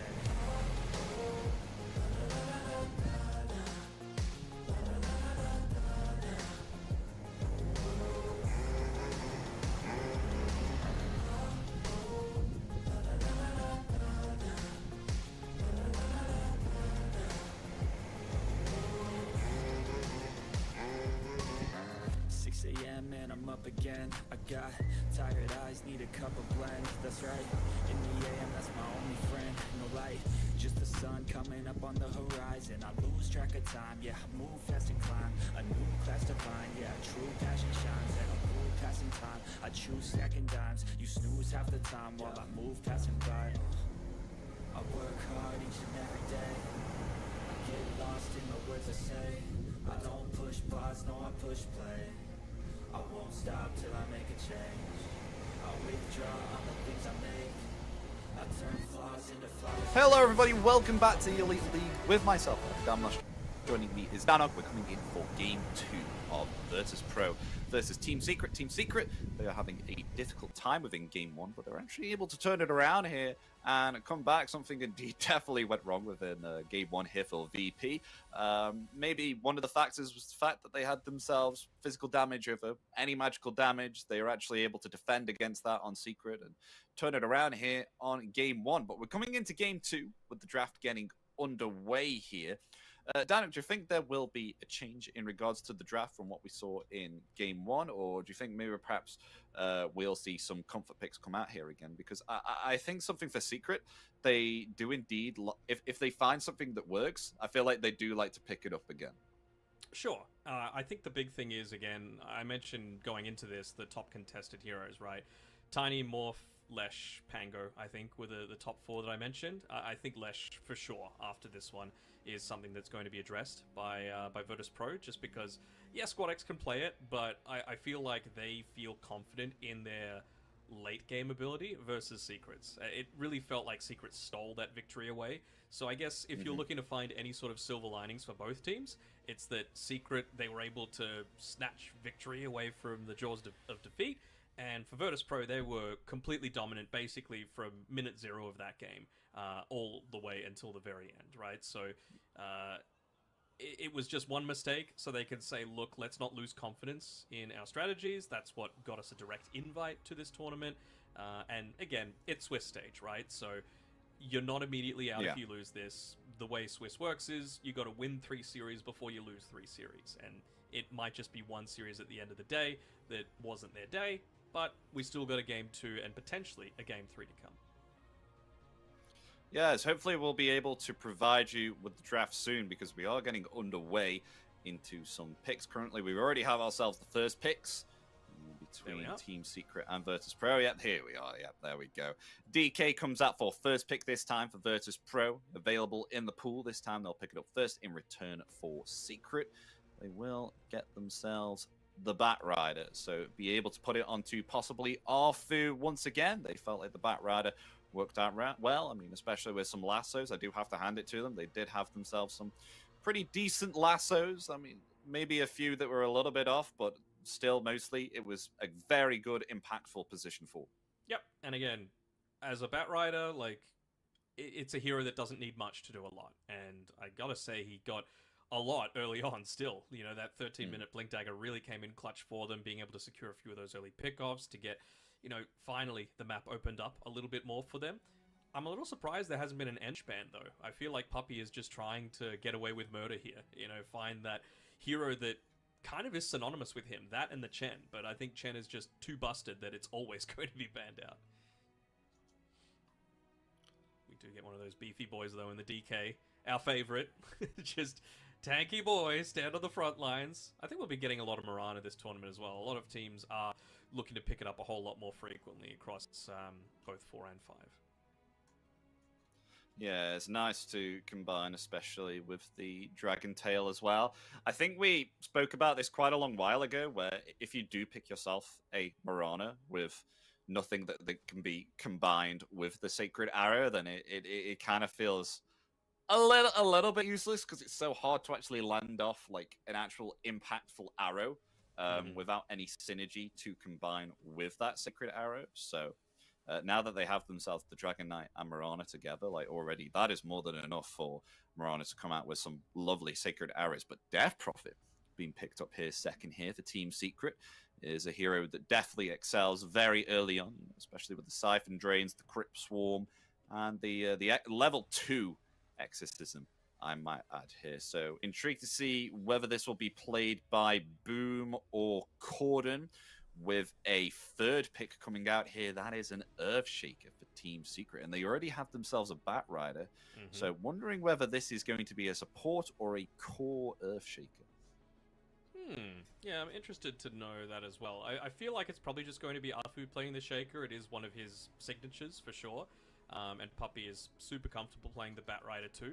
I think the big thing is just having a lot of control to enable the DP, right? Because DP is basically just a budget store version of Leshrac, let's say. You know, you're a lot more hooked around your cooldowns as opposed to just mana. I'd say you're probably a little bit more survivable off of the Spirit Siphon, and you know, the silence is really long duration, so that can feel really good too. But I'm not a big fan of the DP, just because A, it's a little bit boring to watch, but B, you do feel like you're a lot more predictable with your movements around the map. So I think this is going to need to be another good support game coming through. I mean, who knows? It might even be Boom playing it. It's not necessarily going to be just locked into the mid lane for Corden. What do you find so boring about the Death Prophet? What makes press you not like R it? and run at people? That's like, and then E, click, click, click, click. Okay, I did it. I'm winning the fight, guys. I don't know, it just feels I know what you mean. All you have to do is run in and then use Siphon Drain, and then if you have something like a Bloodstone, then it gets a little bit more difficult to take down the Death Prophet. But in return, they come out with a Rubik here for Virtus.Pro. So a few nice spells to steal. Lasso in particular. This was the duo that we hated seeing together, right? The support duo, the Mirana and the Rubik, this like do-nothing duo. But at least you've got the DK to be able to play around with, and maybe now they're going to... Well, actually, I'm not sure if you can go like an Ember Spirit just as another sort of setup for the arrow, just because if that's the case, then maybe you do shift the Shaker to mid, and then Shaker just crushes you in the mid lane. So I feel like they don't have the freedom to be able to do that on Virtus.Pro. If they were going to, they would have to leave it until the very last pick of the draft. So maybe VP are going to be looking to pick up their position 1 at this point, but I guess they're just trying to find what is the most uncounterable hero that they can go for, I guess. Yeah, they've got themselves about 30 seconds reserve time left, so we will see whether they do pick up that position 1, as you said. I'm trying to think something here, what they were like, melee or range carry. It'll come out now. It's going to be a Wind Ranger. Okay, so it could be Squadix again on the Wind Ranger. It could be middle, but it could also be Kiritich on Wind Ranger carry, but most likely Squadix here, unless they see an opportunity to move it around and think, oh, we could get themselves a better mid, or, you know, maybe perhaps, okay, we know what's off lane now against Team Secret, maybe perhaps we move the Wind Rangers to the safe lane, has a good time. You know, these picks, especially when you can flex them out like this, really help in these situations. But Monkey King comes out for Team Secret, something that they do like to play quite a bit here. Yeah, sure. I mean, of course, it's a Crystallis Monkey King, right? He's obviously feeling very comfortable about it. They feel like they've got a lot of control in a lot of these team fights. I really want to see them pick up a Centaur if they can on Virtus.Pro, and then just put like Wind Ranger 1, DK mid, just because I feel like Centaur is amazing for this. All you want to do is get away from the Exorcism and get away from the Wukong's command. That's basically how you're going to win a lot of these fights. And I guess Mirana and Wind Ranger do have decent movement, and DK does once he gets the Ags. Even Rubik does, I guess, with the Aghanim Shard, but just make it even easier for you, right? Like, Team Secret want to fight around this little enclosed pocket. You want to try and spread around the fight and find pickoffs as much as possible. Virtus.Pro's turn to ban. Naga's Ban a pretty out good the way to Nox find those Zone. pickoffs, so it's a good pick. Yeah. What else Ban- would we go for?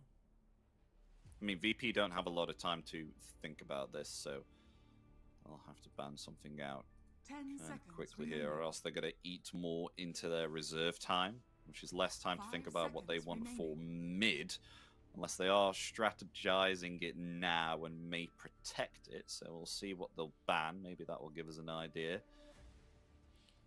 unless they protect their draft.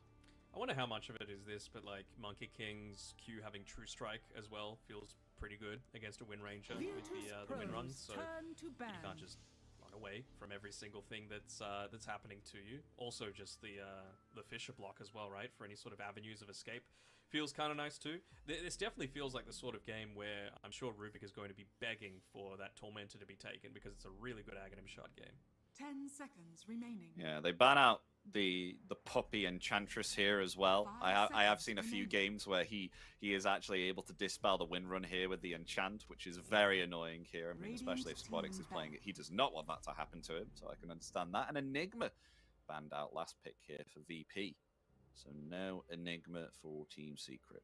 Maybe just wanting to take away a bit of the faster pace, a bit of the control. I mean, can't think of too many scarier lanes than an Enchantress Monkey King, even 10 outside of the seconds Wind Ranger remaining. counter, so yeah, good on them for that.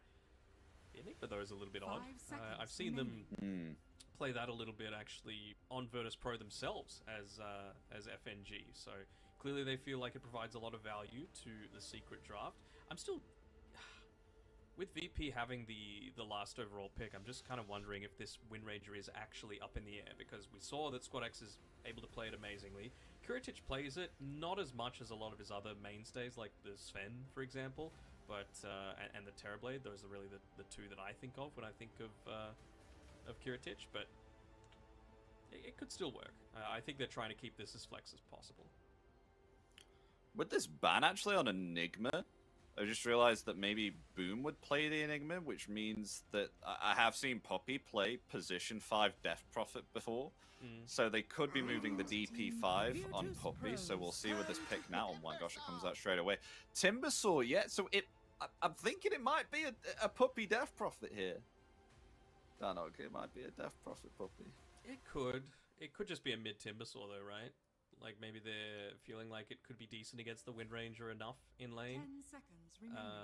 What do you go against this though? Like, do you go a little bit of 5 magic damage? My seconds worry remaining. is that you don't really have a frontliner, so I don't think you can get away with something like a Luna against this. Oh, okay. Yeah, it's No. a Morphling game. How did that? That was one slip of the through? heroes you mentioned. All right, So Morphling comes out. Arfu Shaker, mid Timber. Oh, okay, so No Puppy Bat Rider, no Puppy Death Prophet, sadly. no Puppy Death Prophet, so it's going to be Boom, yeah. So they get themselves a position 3 Death Prophet here, which I think will be nice here to pressure this bottom lane against Kiritich, because he is going to have to keep on morphing all of the time, especially with the spam of the Crypt Swarm. And you do have yourselves a Marana 5 on your lane, so it's not going to be pretty, I think, for the Morphling here. But at least they have themselves a carry hero which can sustain on lane. As you know, he's able to actually use the attribute shift to stay on the lane, because I think if it was any other carry, then he would be having himself a horrid time, and does particularly well against Timbersaw as well in the middle and the late stage of game, especially with the adaptive strike too. So I do like the Morphling pick up with the fact that he can sustain on lane. He is going to have a rough time, but he is one of these heroes that can sustain due to a rough time, and is pretty okay against the Timbersaw. I feel like Gotta SquadX watch out for it, Shake. needs to go Nullifier this game. I feel like it's going to be a great one for it. We're seeing a whole lot more people build up into the Yule Scepter. It's good against the Monkey King as well, just to be able to stop a lot of his damage from coming through. You're probably going to try and see a bunch of 4-staffs as well, just ruins that. So I think it could be a huge amount of value for them if they're able to pick that one up. Again, he put through what was pretty much a MVP performance for 95% of that that first game, just wasn't able to get it across the line. We'll see about this time. No. I'm interested as well to see how FNG handles this Mirana in the safe lane as well. You're going to have a decent enough time, at least in against Arfu, right? Like, Arfu's not going to be able to influence all that much in the lane, I don't think. He's just going to be constantly getting pot shot. And that's exactly why FNG has gone fully into, like, many, many branches, all stats. So he's just on full harass duty. Yeah, I mean, I think you definitely need to have at least some impact here on the Mirana support. So going that harassment, I agree with you. Going the all of the attributes here in order to get that extra damage from the universal. It's going to be sweet. So I agree with you there, Danog. We definitely need some harassment, or else I think the only thing you're going to be firing is a Sacred Arrow. I mean, maybe a few Star Storms if you put like 2 points into that on the lane, but. I think you probably don't want more than 1 point in Sacred Arrow, right? Like, they really don't have that much reliable setup for this arrow. Like, sure, in lane it's nice, but I think 1 point should be enough. And I think you're also just wanting to use it a lot of the time for getting rid of siege creeps, or getting rid of, like, a dangerous creep that's going to enable them to push into a tower with the relatively strong nature of, like, Monkey King's going to have a strong lane, DP's going to be popping the Exo, and if she can push with a siege creep, even better, and Timbersaw, enough said. The battle begins. Well, ladies and gentlemen, let's get ourselves into game 2 out of this best of 3. VP versus Secret. Secret already game 1 up. They just need 1 more to close this series and get themselves on the way to possibly going further into the Elite League here. Of course, it's only early days. I mean, the first series of the day, so, you know, anything can turn around, change, and happen. I mean, especially in this series at the moment. We're only currently game 1 in. And VP changing things up here a little bit differently with having themselves the Dragon Knight here and the Morphling kind of change of pace here in regards to carries. So not going fully physical here. I definitely do. I know I repeated it within the draft, but I love the Morphling pickup here for VP. Oh, for sure. I mean, even later on, right, with the way that people are building the Morph these days, just going into the Kanda, right? Like, it just feels really nice to be able to deal. It's like the pseudo shotgun build, basically, right? You're reliving his glory days. Did you absolutely hate that? Were you on the receiving end of the Ethereal Blade Morphling back then when it was the shotgun? Oh no, never out of position. I was never caught and completely one-shot and wiped off the map. No. I think it's fine. Like, it was very much like a all-or-nothing-ish style build, so I think it was fine. Like, you had to be good to make it work. Yeah.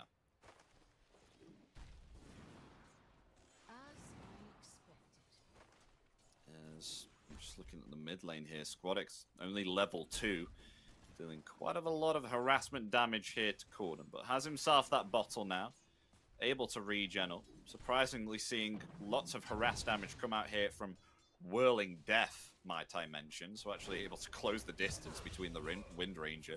But a first blood happening on the bottom lane with the Boundless Strike there on Sayu. That was pretty intriguing. Actually getting the kill, as meanwhile they might actually find themselves a kill top, and they take down Boom, surprisingly there. Very nice, utilizing a spiking that the Death Prophet doesn't have yet, because, I mean, early levels on DP, you can't really dominate the lane until you're around about, you know, level 3, level 4, right? And you're not really wanting to dive Morphling either, right? Even just going into melee range against a Mirana is kind of dangerous, especially if you do go more into this Starstorm style of build, where it's just way too much damage done too quickly to you that the Spirit Siphon doesn't actually end up healing you. But I mean, just speaking about that first blood on the bottom lane, this is what happens when you give Crystallis one of his best heroes. It's his best hero for a reason, right? You're just able to consistently win lanes, you're able to give yourself a really solid entry into that early mid-game. I really don't feel like they're going to be stopping a lot of this pressure. Right now, they're just playing on the aggressive front to free up the space around those Lotus pools. Both safe lanes doing well so far. The mid lanes are looking quite even here too. And even with harass from each other, both on pretty much the same CS. It'll all come to the rotations though, see if Rubik and Mirana are actually able to land anything nice. Kitty Teach though, attempting to flee. He should be okay. Yeah, he's fine there. I mean, only level 1 attribute shift, no levels into the waveform here, but he's going to morph all the way back down to agility and just bring his HP all the way back. Full HP now, Danog. Hashtag balanced here on the morphling. Worth, whatever you want to call it, broken. I don't know. This is what I was never a big fan of, right? Like, just being able to cheat your health just off of a simple spell. Just 1 point in it as well. It's not like he's invested super heavily. It's crazy. Yeah, just gets 10-1 charges, pops that. Okay, I'm full HP now. I can just morph back, not a problem. I'm also wondering what Corden's skill build is going to be, right? Like, you're going in the mid lane. There's not really exactly a ton of value for the Timber Chain, right? So it's just about making sure you're not getting completely bullied away by Squadex, who's doing some nice little stutter steps to make sure that he's not actually getting hit by the Whirling Death the majority of the time. Yeah.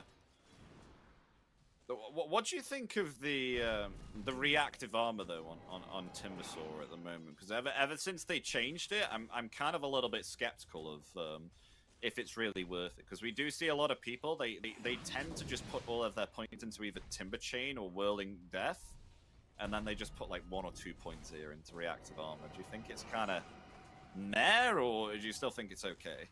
I think 2 points is that like nice little happy medium, right? Where you just provide. Hold on, sorry, I'm continuing to watch this mid lane. Where you get a lot of value out of it without gimping your damage output or gimping your maneuverability too much. Because yeah, you're just putting all into reactive armor. You might not be dying, but you're not going to be doing anything, so it doesn't really matter all that much. So I'm really not expecting Corden to put too many more points into it. He needs to make sure that he's got the ability to actually land these Whirling Deaths, which means you need at least 1 point in the Timber Chain to go along with the Chakram once you're level 8.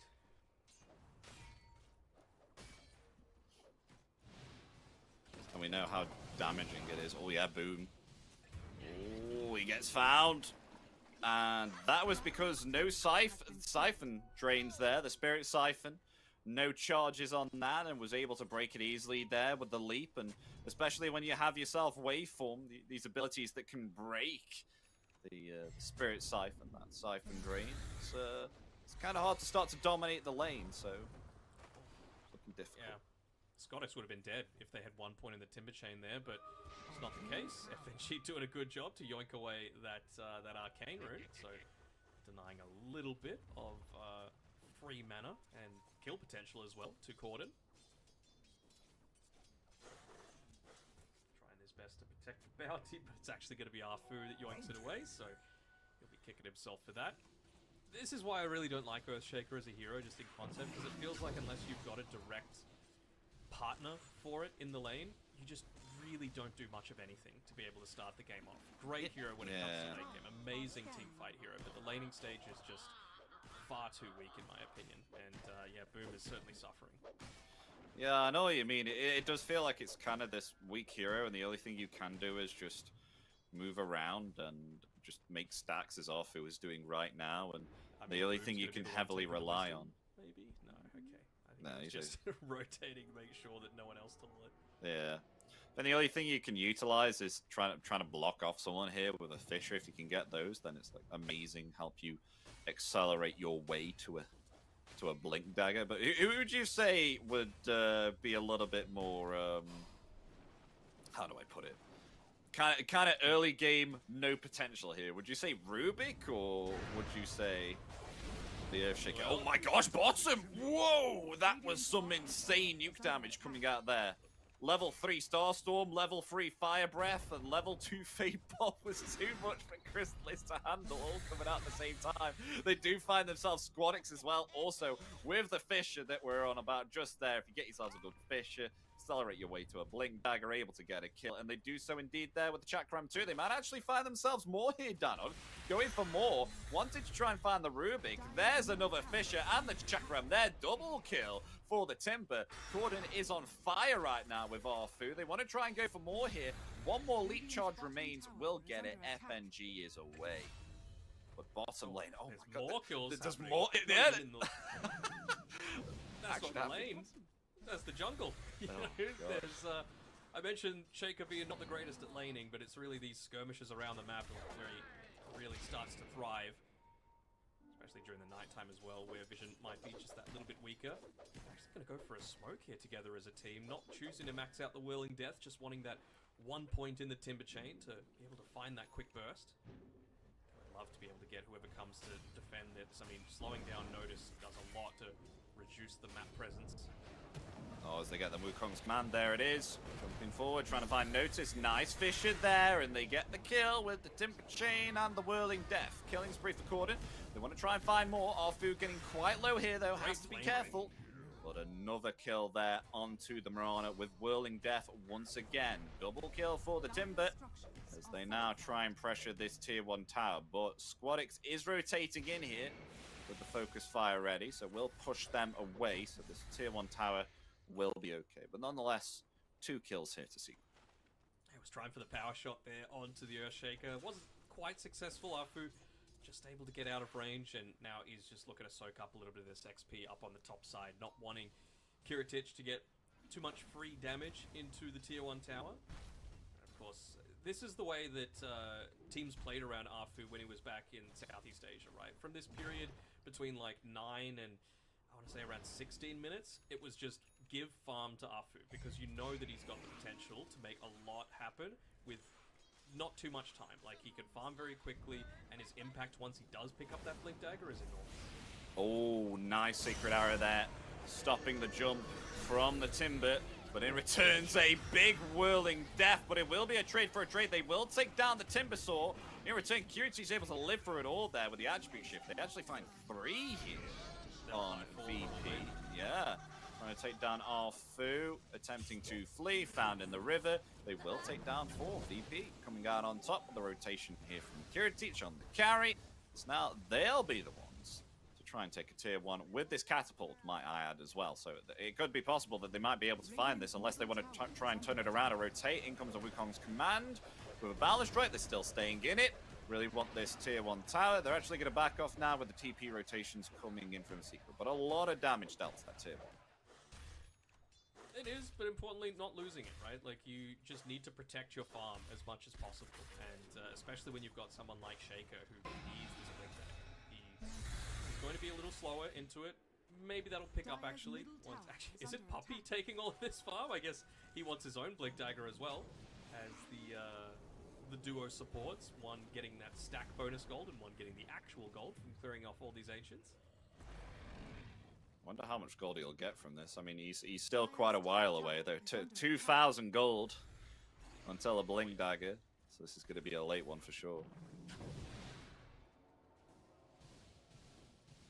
You saw the big impact from Kiritich as well. Just a simple rotation into that fight, uses the morph onto the Timber Saw, and ironically, the thing that's Timber Saw's biggest danger is himself, right? We're getting morphed into all that pure damage coming through. Yeah, Whirling Death is a very, very nice ability to steal. I mean, especially if you use it, you know, on a strength hero, and Timber Saw is a strength hero. Has the waveform as well, so not even needing the Timber Chain to be able to get in onto people, plus the Adaptive Strike, plus eventually he's going to have the Kanda to be able to play around with again. So it's just insane pickup potential with this Morphling. Dire's top tower is under attack. Pretty much, speaking of the Timber Saw, both Morphling and the Timber around about the same net worth here, both of them having excellent games. And Kiritich here, he went himself the Vladimir's offering first here on the Morphling. That's quite intriguing to see. I know that it does tend to mix and match between what you do go first here, whether it's the Manta style into, you know, Kanda straight away, or maybe perhaps you do pick up a Vladimir's, but Kiritich favoring a first item Vladimir's here for the team. Helps him possibly, most definitely, have some extra impact here within the team fights compared to the Manta style. Doesn't feel like he needs a Dispel. The Vladimir's helps with the bonus damage and the lifesteal, especially for the team here too. A little surprised they were so willing to just use that Moonlight Shadow while Morphling was farming the lane. It really takes away a lot of this ganking threat. You just see how Secret are grouping up, right? Like, if anyone's going to get picked off, it's Puppy, and it's after they've already taken a lot of these Ancient stacks, so they don't really care. they're happy to break a Moonlight or a Smoke for just a support, as long as the rest of them are farming. But they still farm, they still get away, and they still get to live their lives in the lane. Was it Puppy who took the ancient stack in the end? Or was it someone else? He took at least the hard cam. I mean, he had to get up to 950 gold somehow. Yeah, I was going to say that he got that from out of nowhere. It's been 2 minutes and he just come back and he has 800 gold. Yep. Blink Dagger though out for Corden. So able to maybe perhaps jump right on top of a target, which is going to be very nice here for the Timbersaw if he can nuke himself a target. Oh, and interesting, the VP coming in with a blink of their own. The Dragon Tail, it won't help much, as Notice now attempting to flee, stunned up there by the Boundless Strike, gets out of the Wukongs. Oh, but in comes Corden with a Timber Chain and a Whirling Death, deleting the Dragon Knight. As they maybe want to try and find more. Yep, here comes the lasso maybe. Nice shackle, stopping Puppy from getting that. They still want to chase those. Squadix in trouble. The Whirling Death there, helping to take down Squadix. It will go to Chrysalis though, as they look for more. Finding two here on Secret. Is this dominance now coming out? Oh, they got themselves a Boundless Strike there onto the Rubik. Rubik in trouble underneath this tier 2. Chrysalis gets the kill. 3 gone, and they commit the Echo Slam.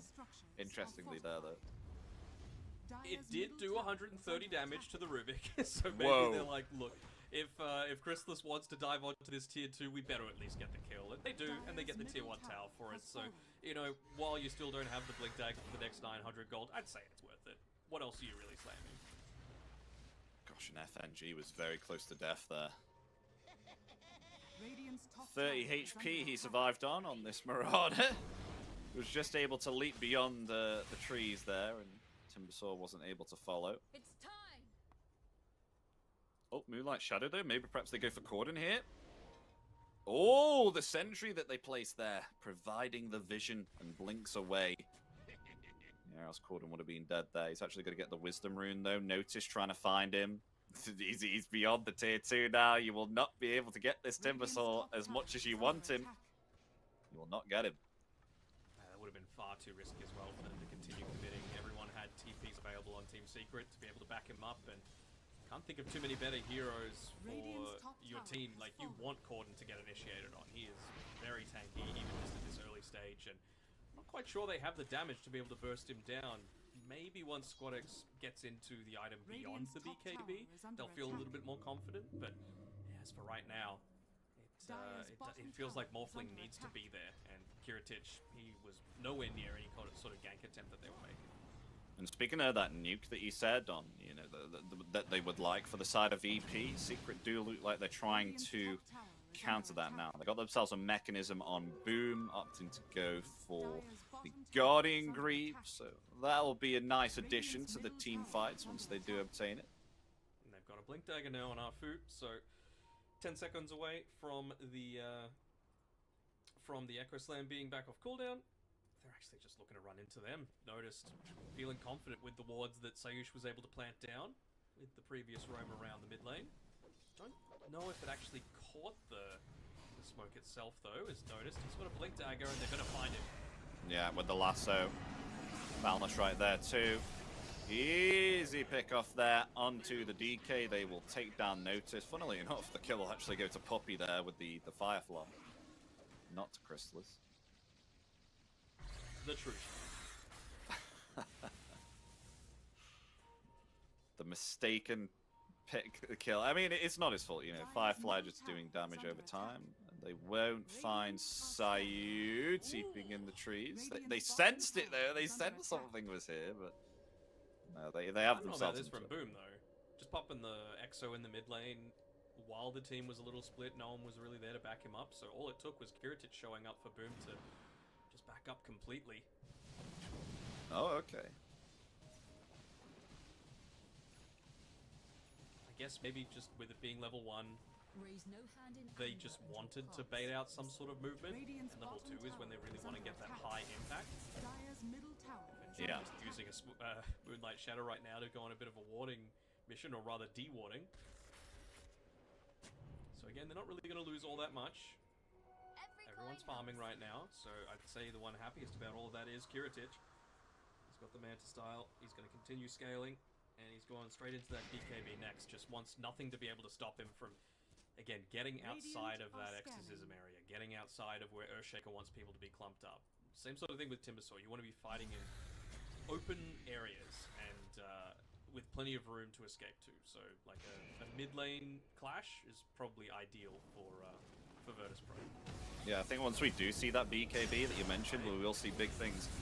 But they do find themselves Squadix on the air on the bottom, as meanwhile they do find the DK as well on the top. They committed Echo Slam on the bottom part there, with Corden coming in with the nuke damage of the Whirling Death, along with the Chakram as well, activating the haste. Unfortunately, we didn't see that, but we see two good pickoffs here from the side of Secret. They are having a great time here at the moment, though Kiritich still surviving through, and as you said, that BKB will come out soon here, so possibly we'll see him start to join in these fights and turn the wave, turn the tide.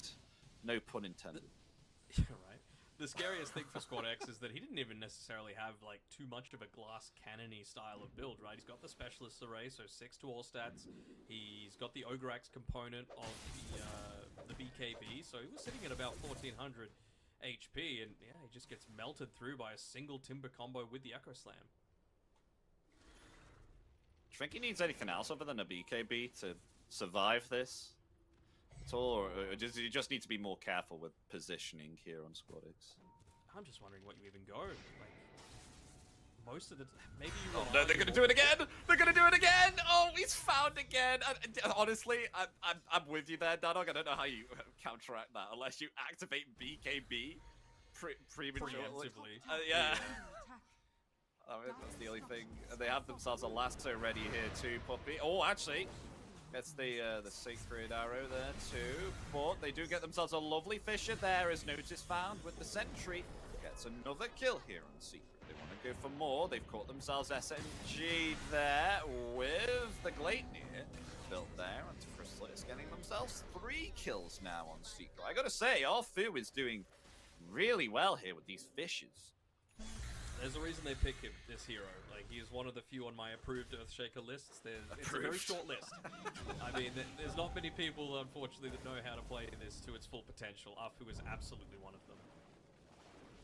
I'm going to try and yoink away this Wisdom Rune. Looks like Kiritich will say, oh, guys, sorry, I had to take it. Yeah, I know. I'm just doing it for the team, boys. Didn't want to lose it. Level 15, no? As long as Kiritich is not targeted, though, they still have a chance, VP, in order to turn it around. I think Notice is just not having a very nice time at the moment. Still trying to go like an Orchid here with this Blink. It's still like around about... all the way. Oh. And, oh, they get themselves the kill on Mirana. I feel like you need more boys if you're going to try and make that sort of play. I like that sort of play where you know, take the team when they're weak from hitting the Tormentor. It was a good Starstorm coming down as well, but yeah, no Wind Ranger, no Morphling, no one's dying. Dire's bottom tower is under attack. Oh, they're just going to head their separate ways and just continue to farm up. I definitely think they still need these BKBs here on VP before they can jump in a fight, because as we discussed, the Arfu with the Fissure, he's on your approved list. He's turning out to do lots of work here on the Earthshaker. And they see exactly where they're farming up on this top side as well. Kiritich farming right next to an Observer Lord placed down by Puppy. Gets an easy kill down to Sayu as well on the Rubik. Fissure once again. That's a tactical death, you know, on him. I'm sure he might not have even known that they were in the area, but you would much rather lose a Rubik and use the Wukongs for a support rather than lose your Morphling at that stage, right? So yeah, at least it's going to enable them to get into this next item. Kiritich still 800 or so gold away from being able to pick up that BKB, and again, it really just relies on you being the ones getting the jump on Secret as opposed to the other way around. It feels like pretty much every one of these fights has gone in Secret's favor because they just get the jump every single time and wipe out a hero. Oh, Chrysalis? Yeah, FNG. No detection though. The dust does not connect. The other way. What I do like about Boom is that he is using this exorcism very frequently, so You know, I mentioned it being like a dollar store version of Leshrac, this Death Prophet hero. Very hard to kill, and, you know, the Exorcism still does rip through towers. You just got to make sure that you're using it with maximum uptime, and I feel like that's what he's doing. Dire are scanning. And that BKB has been obtained now on Squadix, so has the ability to defend. What I do like here is that they are building into what I said that they were lacking, right? The pick-off. So, Wind Ranger going into a Blink Dagger. It's going to be a while, though, for Squadix to be able to pick it up. Noticed, of course, already has his. He's got his Elder Dragon form in 5 seconds, and he's freshly picked up an Orchid. So, maybe that's going to be what fixes things as well. They find another pick-off, and Sayush just dies for free. Poor Sayu, he's getting heavily targeted here by Secret, but I mean, as you said, would rather it be a support than a core. As long as they're still farming. BKB's on the way now for Kiritich here too. It's on the courier, the recipe's there. BKB now available. The question is, how do they start a fight here? I mean, obviously with DK Secret Arrow, but I feel like Secret have the potential to just counter-initiate and turn it around with everything in their arsenal at the moment. Sure, but for some reason, this observer that they placed down in their ancient area is still alive. So they know exactly where Puppy is. They know exactly where the entire team is. So if they wanted to make a move, they could. But it seems like VP just really want to get into their next items. They don't want to rely on DK only to be the one that finds the pickoff. So I think Squadix getting his Blink Dagger is going to be that trigger for them to finally make a move of their own. It's giving them so much information, this ward. Most of the time they would just be playing completely blind, especially now that it's just changed over to nighttime. They would have no vision to be able to play around with, so at least now they get a general sense of what Secret are trying to do. They're trying to push up towards this top side, they want to find a quick pick-off, they want to go in, take Roshan, and use that to potentially siege the high ground. Yeah, I was going to mention that. We haven't seen a Roshan pick up yet, and usually around these times we do see like a Roshan get picked up at about 20-ish minutes, but now they're finally hanging around this Roshan pit. I was wondered when a fight was going to happen around here, but now one will attempt to be made. Oh, finding a Dragon Tail there onto Puppy. Puppy deleted. Though the Wukong's command comes out, the BKB is there from Kiritich. Attempting to flee and get away. Buyback from the Bat Rider. Puppy will come back to the fight, though BKB expended here on the Morph.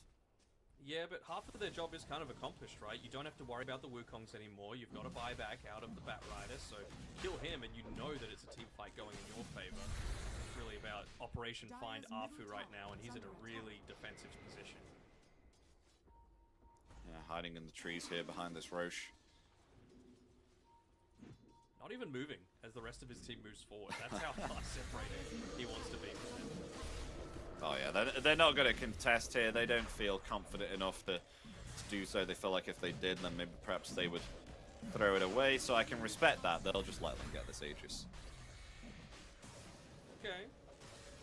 Clearly Secret still feel like VP are strong. They're using scans to potentially scout out any sort of movement towards it.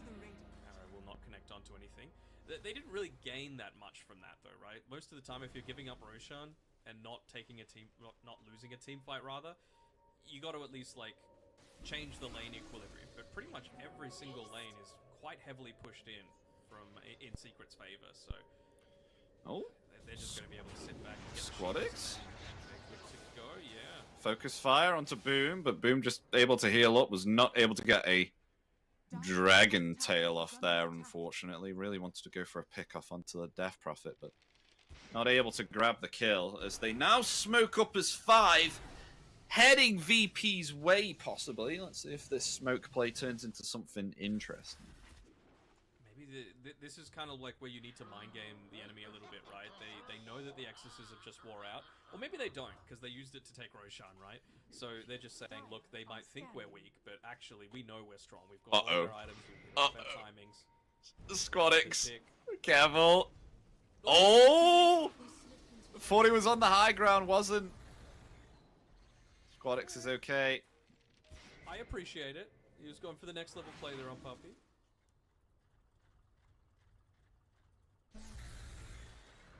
successful this time, though. Lucky for them. They've still got 3.5 minutes to be able to utilize that Aegis.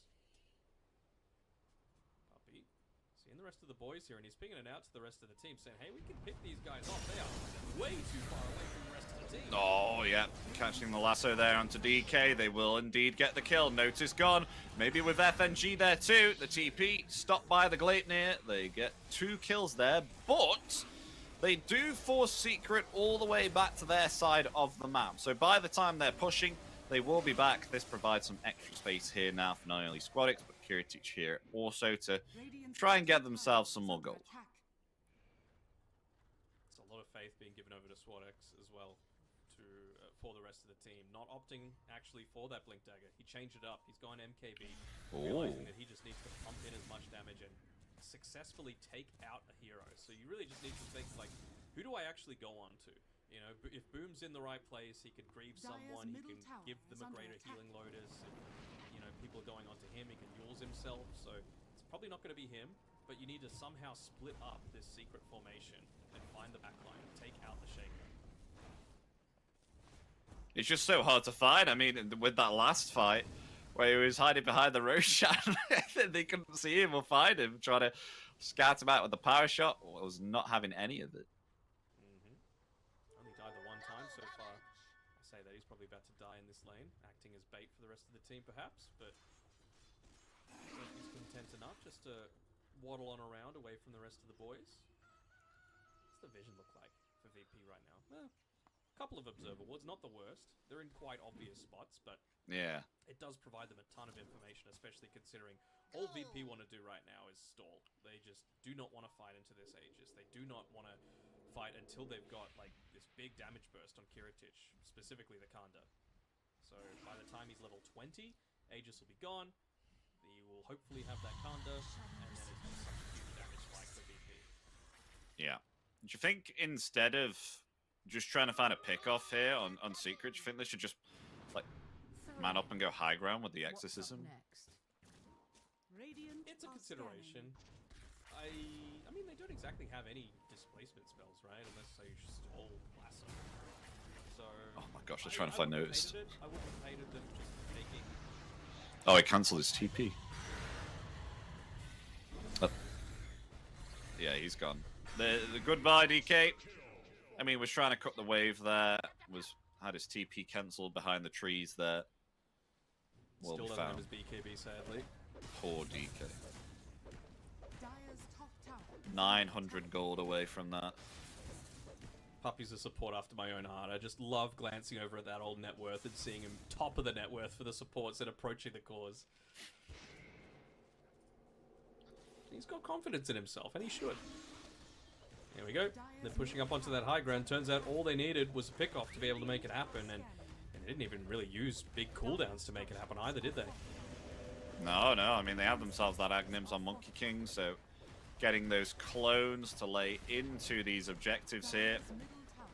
Puppy's just cheating waves as well, taking an extra wave in the top lane at the same time as this is all happening, so you're not even like fixing the other lanes as well. Yeah, they're just gonna let this one slide, and Aegis is going to expire. They're still intrigued to see how this plays out for VP here, because they've just let them take a middle set. More than happy to let them do so. Kiritich almost finished that Daedalus now. So soon. He's got a lot of damage output coming very shortly. Oh yeah, I mean, look at the base damage plus the increase. Uh-oh, FNG, careful. Oh, he has to activate the wand and jump away. Oh my gosh, he had to commit so much there just to survive. Yeah, he gets a shard for his troubles, it's fine. Almost has level 15 as well, right? So that's going to be quite nice, having the 20% evasion on the Moonlight Shadow. Just protects a little bit against the damage coming through from Monkey King specifically.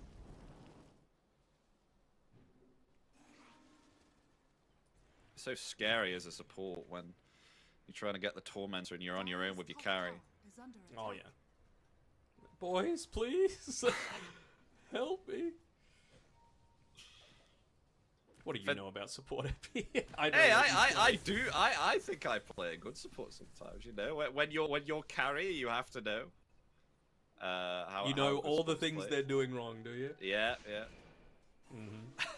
BKB finally got there now on DK, as we discussed. That's so good. Notice finally has it now. So maybe perhaps a got- time to utilize it. I mean, Fu, he's on the front lines here, but on the high ground.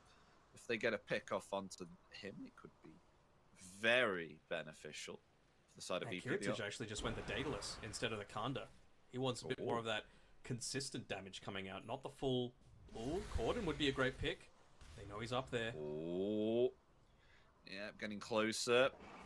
Korea giving There it away. is. There's the Dragon Tail coming forward with the damage, just able to actually use himself and avoid the Sacred Arrow. The Wukong's command coming out, but Corden will be lost along with Puppy there too. Double kill for Kiritich. Maybe perhaps trying to look for more here. The waveform forward. There we go. Getting a kill there onto Earthshaker also. Buyback there from Puppy too. VP will lose just the DK. I was going to say no one, but I saw how far Noticed was away from the team. He falls. But in return, I'd say a 3 for 1 is pretty good here for VP, considering the stage of the game. Oh yeah, it's incredibly favorable, right? Like finally they were able to get a pick off on their terms, and all it took was just someone walking out in the river without any sort of hidden vision, so they could just follow him. They followed the courier, they followed him. It was during the daytime as well. I like the fact that Notice completely kited the fight over the left-hand side, right? It made sure that if anyone else was going to die, it was only going to be him. Yeah. So he sacrificed himself for the team once again. Mm-hmm. Can afford to do that now that he had his Blink Dagger, right? He's not going to lose that gold at least. There's Puppy, still on a mission to overtake him in net worth. 2K behind. He's overtaken him in levels. Oh yeah, level 18, wow. Oh, Scatty though on the Monkey King now. There we go. Getting that Scatty now. That's going to be very beneficial here against the Morphling and the Dragon Knight for that matter too.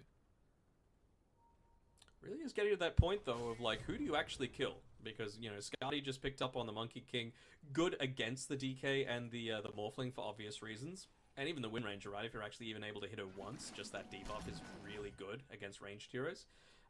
But it just makes you so much tankier, right? And I already talked about the DP being incredibly tanky. She's got a Greater Healing Lotus, she's got a Halberd, she's got a Yules, she's got plenty of armor, and a Greaves. And then you've got a Timbersaw who has a fresh Aghanim Scepter and a Shiva's and a Yules. And then you've got Monkey King with all this health. So, like, who do you actually focus outside of these supports? If you can find Arfu. Yep. But he's just playing Where's Arfu? Kind of like Where's Wally, but Where's Earthshaker? Maybe perhaps I like the fact that they're splitting the map, though. Yeah, I was going to say, I'm looking bottom. FNG here, pushing the bottom wave here with the Starstorm. 2 catapults. Should be able to dish out some damage here onto this tier 3. They will take themselves the Roshan. Scatty obtained on the Morphling. And that is traded for a buyback here, so favouring the Scatty a lot more here than a buyback. Maybe perhaps Kiritich feels like he's not going to die here on the Morphling. Feels the Scatty will be... Famous last words, if I've ever heard them. Never go full Agi.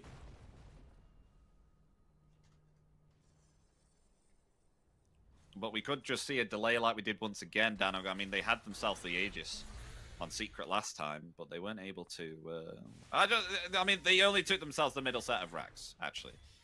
And VP didn't respond, but now they're in a much stronger state than they were last time, so maybe perhaps we'll see a turnaround differently this time with this second Aegis. I wonder if they're just going to go all out on, like, Ninja Gears on VP, right? Like, it means that maybe you can get out on the map, you can still blink away if they find a way to get onto you. Yeah, I see Rubik with one, I see DK with one. That allowed him to get away. Yeah, that was close. That was close. Notice there, he gets out. Who doesn't have a tier 4 item? Is it just Wind Ranger? Yes, and it's available. Trying to go for that Aghanim. Not even waiting. Just straight in onto the high ground as Chrysalis. So FNG doing his best to try and cut waves, but can only do so much. They only have a catapult, so if they kill the catapult, then we'll have the backdoor protection, but gotta kill it. Oh, Dragon Tail, Straight Kid Arrow. Oh, it connects, but healed up there by the Guardian Greaves, but still, the Monkey King will fall. As Kiritich now with that BKB, trying to lay out damage, but in comes Arthur. He's ready with a blink. They found themselves the Morphling, getting ready with a blink. There it is. Oh, able to dodge the Echo Slam with the Manta. Very nicely played there from Kiritich, but they will lose their top set of racks. They'll try and defend it now, maybe with turning it around on Kiritich. I mean, he doesn't have himself the BKB. The Exorcism slowly chipping away here at the melee racks. Then comes a Dragon Tail now. Sacred Arrow will be avoided. It's now Squadix able to get away there with the BKB. They'll attempt to try and turn it around now. Nice stun up there with the Fisher. Kiritich is in trouble activating the Manta. He doesn't have himself waveform. He's in trouble. He will be found. Taken now. Down for 80. As they found themselves Squadix there too. Squadix will fall. They've caught themselves Rubik. Sayo will be found. GG is called. And ladies and gentlemen, Game 2 will be going to see find themselves 2-0 against VP. Something that took me by surprise here. I thought it could be possibly a 2-1, that VP would be able to equalize this, but the way that Game 2 went, it went smoothly here for Secret. And they come out on top, getting themselves that series. I mean, I feel like they just got themselves a lot of comfort, right? Like, signature heroes, Crystal.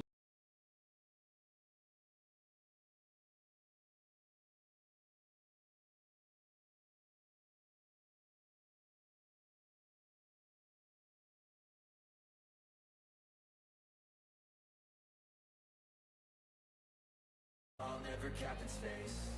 I won't stop till I hear him say,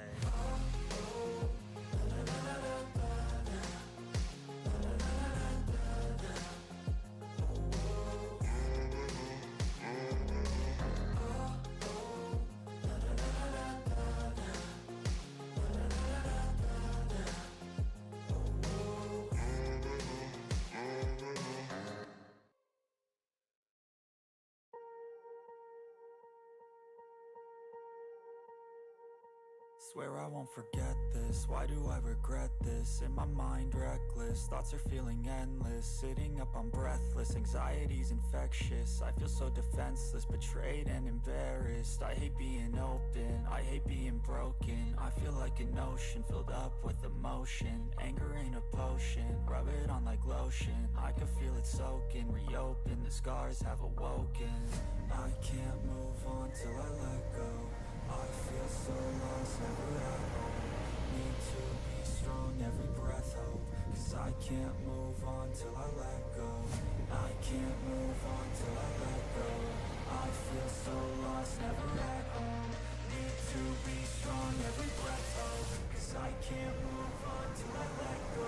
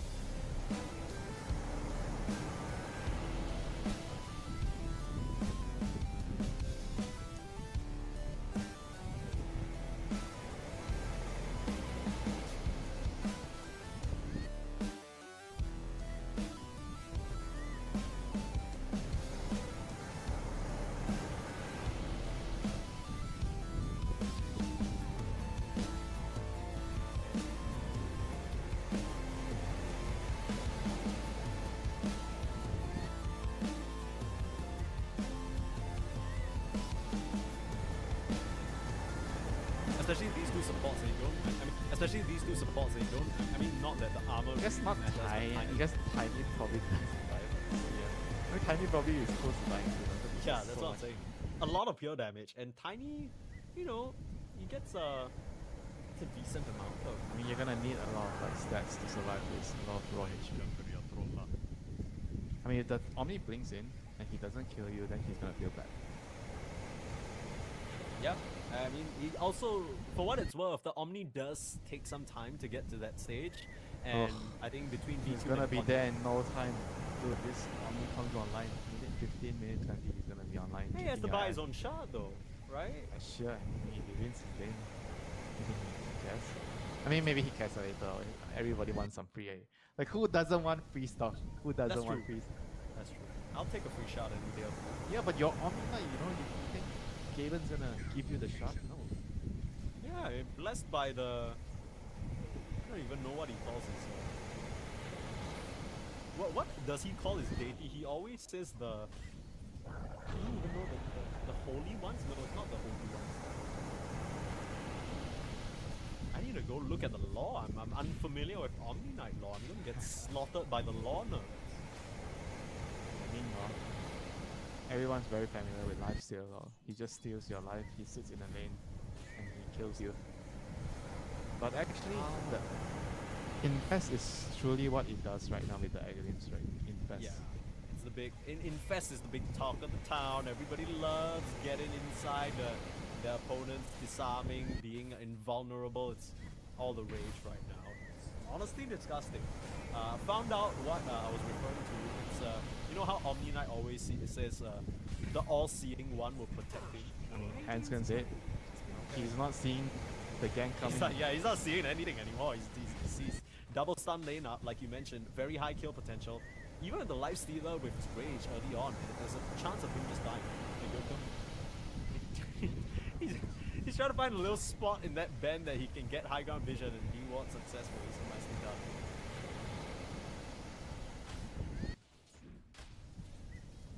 This hero is still very useful, despite getting hit by a really substantial amount on the tree grab. Yeah. I mean, it just reduces some of the early trading potential, but a lot of your value still comes from those eventual tossbacks. Yeah, but you need to get to your later stage, right? Like if you have a better early game, then you get to your later stage faster, stronger. You know, it matters. You know, we just talk about, oh my god, this disruptor buff seems like nothing, but it's so much in the game. Yeah, that's right. 2-minute local stunning, top side V2 able to snag that one thanks to the help of Adaptive Strike. Bot side, you're able to pick that one up. But I don't think the calls on rest farmers are too bothered, right? They're not the most active other than the Primal Beast, but they're very happy to just sit in their lane and continue to get an advantage in the CS. And I think biggest surprise for me is in this mid lane, the Dragon Knight, he's really not doing too hot. He's pretty far behind. Yeah. Holy crap. What are you talking about? Are you talking about the CS? The CS. Yeah, Actually, right? Like, okay. I mean, it's not that big. It's not that big of a difference, but still, you know, you would expect Yeah, the right? CK I to thought go you toe do to better toe. because you just get double bracer, you have auto attack damage, you can outlast hit the primal, but Yeah, every time he tries to trample, it's stun. yeah. Not sure how that lane is in this round is fun. Unfortunate events, you know, maybe some Perhaps. mistakes. If you run up the high ground, tank a few too many tower shots or something like that, he's definitely at a deficit. Trying to claw his way back up.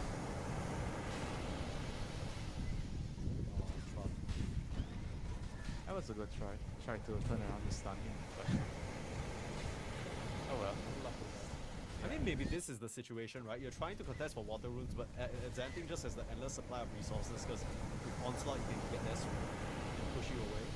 Yeah, and He's it sitting feels at full like HP. this primal is in position to do a lot this game. I mean, we talked about the 3 versus 3, and with the primal having a good start like this, the 3 versus 3 could tip towards their favor. Xanthing's in a very good position. This is one of his best heroes as of late, at least. Set up for the squad, maybe come up here for an early rotation. Lost back though, with the stuns and bashes. This avalanche follow-up, they are layering their disables perfectly, but it's not enough to stop that blast off from coming through. Now WS, with that tree toss, they will be able to finish off Handpick. So So nicely done. I thought that Handskin Techies was away for sure there, but Yokum, knowing exactly the limits of his hero, just clocks that kill for free. Yokum, he's back. Yokum is back. Oh yeah, you might have to no. hold that thought. Yokum, he's into the mix as well. Shad trying to trade out with this starter, but it's never gonna work out, especially when he's in his own puddle. Is he done? I mean, his lifestealer is getting bashed up by this Lara. Double raid Right. ban. Lifestealer doesn't have a lot of armor, and he's opted to go for the Orb of Corrosion early over like something like a Wraith Band or additional Bracer. Corrosion gives you Yeah, not a lot though. It's still some armor, 3 armor. I guess so. And we didn't get our eyes on this, but there was a bit of a missed gank. So Pablo actually came mid, tried to get Chuan under his own tower. It didn't really work out, and I think as a result, sapped some EXP. So now there's a bit of a disparity. Chuan, he's feeling a lot more comfortable. Yeah, tower took some damage, but that's always the case when you're playing against a Dragon Knight. Pulverize in the mid lane, the setup is there. Pablo has rotated back in, but again, can't find the connection with only a level 2 shackles. The range is too short. So this marks the second time that the Shadow Shaman has just kind of waltzed by here and found nothing. Not sure if they had enough of a tank to kill because the Pyro had no mana. So maybe it doesn't really matter. And now the Shaman, a much greedier hero by nature, just wants to sit in lane and get XP. And like you said, he's only level 3. He's gonna need a lot more than that. 7-minute rune. Yeah, it should be just a 1-for-1 trade unless any crazy shenanigans go on. Xantic, it almost feels like he has to be the sort of first person to start making these moves because apart from him, no one really wants to be active. You see a Twin Gates rotation from one of the supports, but not really something they have their eyes on at the moment. Just 1-for-1 Wisdom Rune trade, nothing crazy. Sitting up there in that top side has to stick just to get away. He's dropping really low, but of course has the self-heal going fight. I mean, this early game is going pretty well for Talon, right? They're not too fussed about this situation. They're getting up towards their Morphling Linkins. The cores who need to get items and levels are steadily establishing their space in the lane.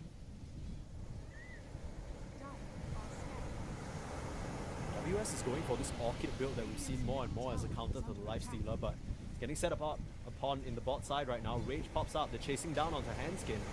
Dash up under the tower with another avalanche. Perfect chain stun. These guys have this down to a T. You've TP'd onto Pablo now, shackle up, but it's level 6 on this Slardar. He is completely fine down here. You're in his puddle and he's gonna get a double. Pablo might just have to run. They're gonna keep this chase going, no reason to back up. Ponyo now, he's tanking a little bit too much on the tower shots, but last crush, triple kill again for WS. And we saw this happen on his off-lane anti-mage on a much more traditional pick. One of his comfort heroes, he's doing it again to them, Winter. Yeah, I mean, this is the reason why we say that this guy is the backbone of this team, right? They're drafting like carries that can actually just sit in the lane and farm alone, and the support has a lot of freedom to help him. And this is the kind of effect in the game that you want to see even at this time of lineup. Helping your off laner. Another toss back again. Share that rage ain't gonna help you there. It's gonna run out soon. The Frostbite, they stuck around, and they've really screwed over this Lifestealer now. This Lifestealer has no game, 0. Right? Absolutely none. No. 2.8k looking like that Luna from game number 1. I mean, he's like clicking his Omni Knight right now. You better carry. Yeah, he's like, you got a phase boost, man. I got nothing down here, okay? I need some help. And the Omni says, I don't even have a support. Yeah, what's your excuse? You got wards and stuff. You just throwing the blame around a little bit. 0 to 7, Talon. It wanted a bit of a closer game, but this is pretty insane stuff. I mean, they're showing that that first game really was just teething issues and warming up with V-Tune on their squad. Now they're looking a lot more comfortable. I mean, this is what I was worrying about when I look at the support, you know, the Shaman and Taki. So now it's Yokem time. It's running havoc right now. And they thought they got the better of him, that Bat Rider ban as well, but Handskin just gonna go down. You've TP'd it onto Zibe, but nobody has stuns. Nobody has stuns. You've TP'd in no one who can stop this Slardar from just crushing you under your own tower. And you're just here to see the sight. Yes, Zibe, you'll just run around and get a Morale support. He's here to cheer them up, you know. Don't worry, guys. I'm here. I'm gonna hold their hand. I can heal you if they dive you and delay your death by 10 seconds. Oh no, he's gonna be taking the Twin Gate. No! His baby. No, his baby's in Shed! trouble. No, he just left too. No one's getting protected now. He's Easy chase down, WS with the bash, and that is just death after death. The Shed now 0 and 4 on that life stealer. This is, oh my goodness, Shed fans, close your eyes. This is painful to watch. Now they're gonna try and respond now with that Xantec. The smoke breaks though. There is a pretty decent amount of vision. Yeah, there's a high ground wall. They see this Primal Beast. Ponyo in a great position, and now they want to set up on the Primal Beast too. Toss back onto Ponyo. Frostbite available, and starting to bash him up. Turn around with the Pulverize though. Pablo in the area of a Hex. They just need to hold this Slada and play stop the Fizz from coming out. Nice onslaught comes through, and they kill off the Slada. With that Infest, as Xantic's able to stay fighting, hit that level 6 on Pablo, turn around at the Snakes, and now Yokum looking to be in trouble, but V-Tune joining the fight very early on, gets himself a huge kill on the Primal Beast. Yeah, but they killed the Slada. I think the Slada was the bigger prize here. Absolutely, it's a top net worth hero. So I feel like Radiant's middle tower Red Farmers are gonna be happy about that, but oh my god, they lost the mid tower and lost it. Maybe not so happy anymore. No, yeah, any sort of happiness they had just slipped away along with that Texas Short-lived, you know, it's just like, Yeah. okay guys, relax, we got a kill on Slada. Then next moment you turn your screen elsewhere, oh guys, I'm dead. I couldn't defend the Yeah, tower. it's like Hanskin didn't really want to interrupt them and ruin the moment while they were celebrating, but he's like, guys, so I'm dead here at Xantic with the setup. X out as well, amplifying the damage. Shed is there to try and contribute. Now Chuan in some trouble. Trying to swing his big way out of this freezing one. field. Oh, freezing Nice field, toss. it's huge! And the toss interrupts the Pulverize. It's just perfect from Yokum so far. Nice blast off into 2. Stops them in their tracks for now. It looks like WS might be going down a second time. It's 3-man crush, but he's the one who gets splattered down. So again, Res Farmers coming out in space to try and defend their allies. Yokum now dropping a little bit low. The heroes on Res Farmers don't have a lot of HP to work with, but they'll finish off Hanskin. That's not really an even trade, but at least they keep their Dragon Knight alive. I mean, I don't think this is too bad, right, for Res Farmers? Not at all, but still, you know, like you're losing 2 heroes. Once again, the primal goes down for the Slada. And not the best feeling, but I think you're still feeling okay for it. You know, the Slada is still the strongest hero in the map right now. Yeah, Xantic's kind of having to sacrifice his game a little bit for his team to make any sort of play. But he's really the only body they can work around. All these skills in the test, they work a lot more effectively He's with the him. only one that has the damage to kill the Slada. Yeah. He's doing a good job. Here's his great meal. It's gonna help. top tower is under attack. Shad's still on the road to recovery. I like that he is still trying to get involved and push the Star Talent off of his side of the map, because if he just AFK farms, you know, he can't really keep up with this Morph Yeah, who's had a full he time. actually needed to be there to infest and save, or at least delay the primal from dying. Yeah. I mean, right now it's all about like just waiting for the Omni to get to his shot, his level 10, his phylactery. Oh, they even popped the wards just to farm this ancient stack. That's how far behind they are. But Wait, going what? through the twin gates. Okay. Yeah, he uses ult to farm that ancient stack. Okay, I mean, sure. Oh, what a read here from Talon. They can find Chad. That's gonna be huge. But without that Slada joining up, they don't have the chain stun. He's able to pop range. That's a problem with the Avalanche. Oh, you Try didn't for get the toss. back. Yeah, Infest. A little bit too slow. The phase boots ran out just as that chase concluded. Yokum wasn't able to get the touch. Yep. Big dodge there by Shad. Nothing's there. Yeah, so keeping his game kinda alive, but it's already like A little bit.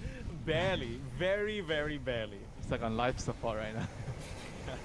Just like you got the IV drip running, the nurses are keeping him on a wet diet, you know what I mean? You can't really Yeah, stomach the any machine is other- like breathing for you, pumping. Yeah, for you.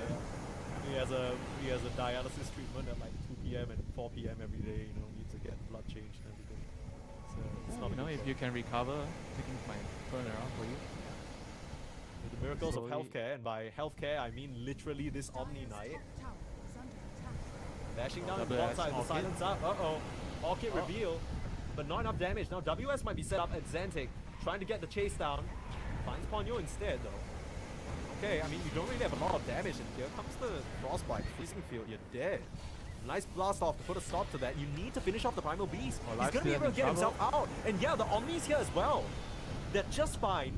Chasing away 5 Ponyo, heroes. another onslaught. Yeah, you've brought the numbers, but this is more than worth it if you can kill off Chuan and keep everyone on Res Farmers alive. Again, Talon. They have 3 to 4 members running at you at this stage, but Res Farmers bring the numbers and it's working out for them. Good play there by Kibe.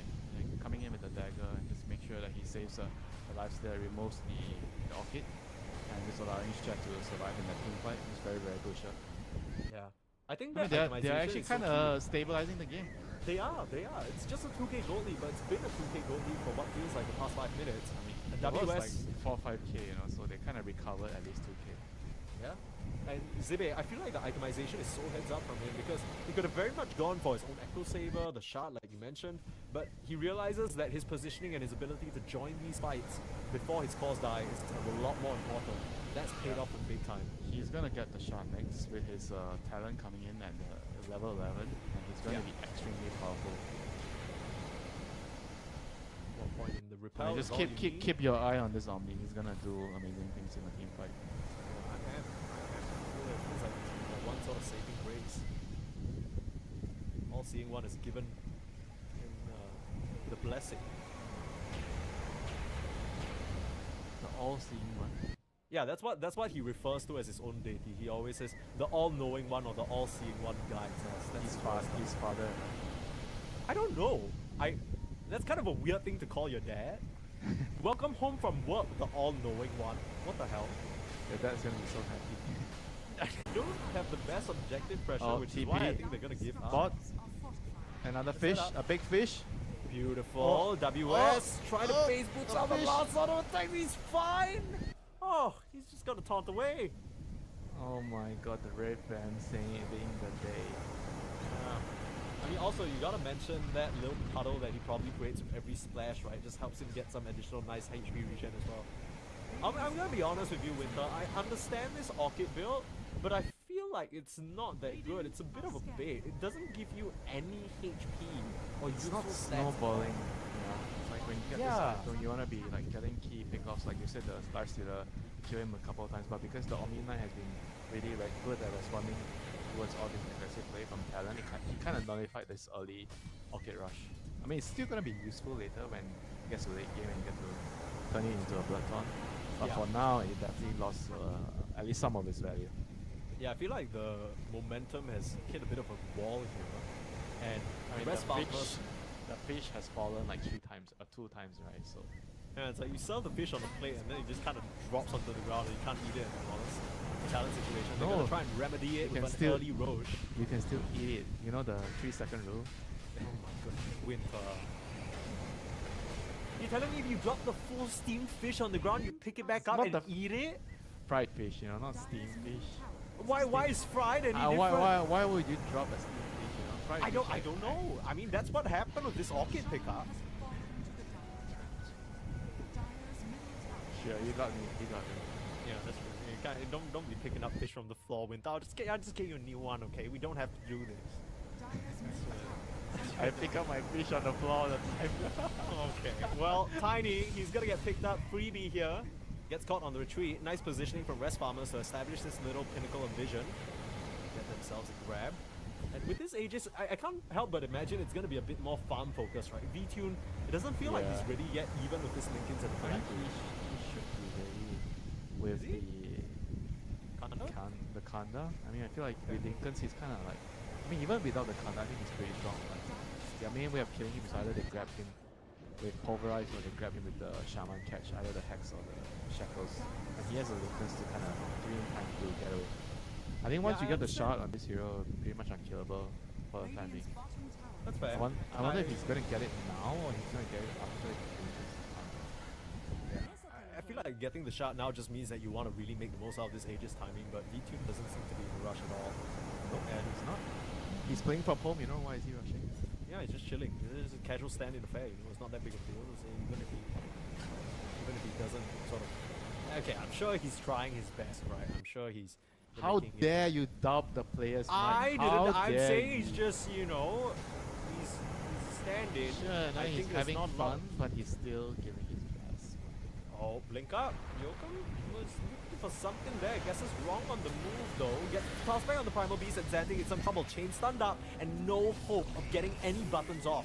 Handskin has submitted himself into death as well. They're Buy trying one, to free save, one. but- Yeah. Nice. Oh no, buy Love one that free combo. two. Buy one, 3-2. No, that's a horrible freebie. Okay, I thought that was the lifesteal. Oh my god, I'm scared. Problem. This is what we call save your friends syndrome.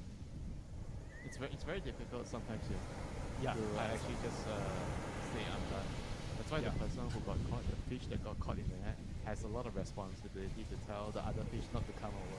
Guys, I am done. There is no hope. Yeah, Leave. yeah, please get out. Like, just get out of here alive don't, while you you can. don't try to cry there in the net. And then Don't try and get sympathy. The fishermen are gonna come for you. yeah, when the other fish hear your cry, they're gonna come over and they're gonna try to get Comfort you you. out of the net. No, Yeah. comfort you. They're gonna try to get you out of the net, and then in the process they get caught in the net itself. You know? Yeah. And it's just sad though, because by the time you get caught in the net, you're gonna get fried, and then Winter will drop you on the floor. But don't worry though, because he'll pick you back up and he'll still eat you. So it's still a good life after all. Omni Knight. Oh, Omni Knight gets caught out. Damn it, What's should have gone there. Wait, what was he doing there? Was he just trying to split push the wave? It was dragging the wave and he was trying to cut waves. Then I think he was considering stealing the wisdom, and then he decided, oh, this is a low percentage play, and he's trying to run, but it's too late. Hello. Again. This is Into mean- the minds of the Dota players, you know. yeah. You're giving, you know, we don't have true sight anymore. You're giving us that special. Oh, Hex out. Yokum caught out. Nice in this room to spot him, and unfortunately Good he'll pick go off. down. But yeah, they're coming through. Just Where's the punching Omni onto Knight? The techies. Yeah, where is the Omni He's Knight? dead. He can't He's save still you. dead. Now Shat up on the high ground, pulverize onto the WS as well. Chuan, not a lot of mana to work with. WS will just go down. Good start to the fight. It's how much work can V-Tune do now. Popping the BKB on the Primal Beast. Turning around now. Chuan dropping low on the HP. And Shed turning it around. It's a double kill now. And V-Tune just can't do enough. He's trying to lay into Pablo. But now the Omni Knight's back in. And now they have the stun and the shackle. V-Tune's gonna lose that first life. And doesn't have any allies around to help him. Talon, they've let it slip away here. Shed and the gang, they find a huge fight. And triple kill for this life stealer. Yeah, once again, you know, Omni Knight saving the day right there, just keeping his teammates alive and just allows everybody to get an extra spell off and eventually just win the fight. I mean, somehow Sala just died without getting his BKB out there. He got caught by the Shaman and just died. Yeah. I mean, just excellent play from Pablo in particular. Even though this isn't really a support we're seeing in the meta, the pub practice is paying off, right? This guy has been spamming this hero. Yep, Getting to according know to the ins mine, and outs. if you play 20 games a day on that hero, you get Oh, license again. to play the hero in your official Dude, the league. range, it's so much damage. Yokum tries to come in with the stun, but they're repelled and range. Hey, Yokum might get run down as well. Needs to get out of here. There's so much range on this. I mean, Aetherland's now complete you no see why I say he needs a shot. He dies, you know, without the shot if he gets caught. When Yeah, his that's Linkers true. is down. It's Like just with an the easy shot hex. plus Linkers, then he's actually gonna be entirely different in the team fights. That's fair. I mean, he has that queued up now after finishing the counter. But you can blame me, right? Because I'm advocating, oh, Kanda's the best item. A little bit. A V-Tune? Ooh, he's really close to this lineup. We're just gonna find out this. It's like, I need to, guys, I need to get my shot. Okay, thanks for dying, Ponyo. Yep. Good sacrifice. Good space. 2k gold lead now. Back in the hands of Rest Farmers. We asked for an even game, and that's what we're gonna get here. Yeah, Both but teams stopping each other early on. Rest Farmers are definitely feeling better right now, turning the momentum around. They were the ones behind 4-5k in the early game. You know, I don't like pointing fingers, Winter, but I do gotta say that it really feels like this Slada with the Orchid, it's kind of where they let the momentum drop, right? WS, he's not really looking as strong as it feels Yeah, like he for should sure. be I in mean, these fights. you get a snowballing item, you don't make use of it, it's gonna hurt. It's definitely it's just the way it is, you know. I wouldn't say it's a mistake. It's like a reasonable call. He was like having a very good time, you know, in the lane.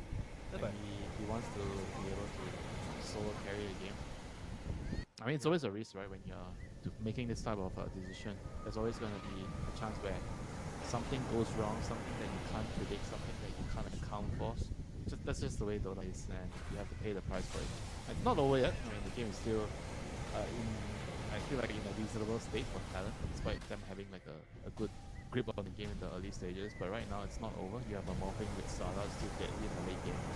You're up against Omni Knight, sure, there's Guardian Angel, but with the Tiny and the DK to provide you with the initiation, I feel like things could easily turn around in the team fight. I think the scariest thing for me is that the DK hasn't really looked quite as tanky as I thought he would be. He has 2 bracers, a Mage Slayer, and a Blink. He's dying to the magic damage, a lot of it, like Yeah. the primal, and then Shama All the Wars, spell amp, right? and the pure damage from Omni Knight. Don't forget that.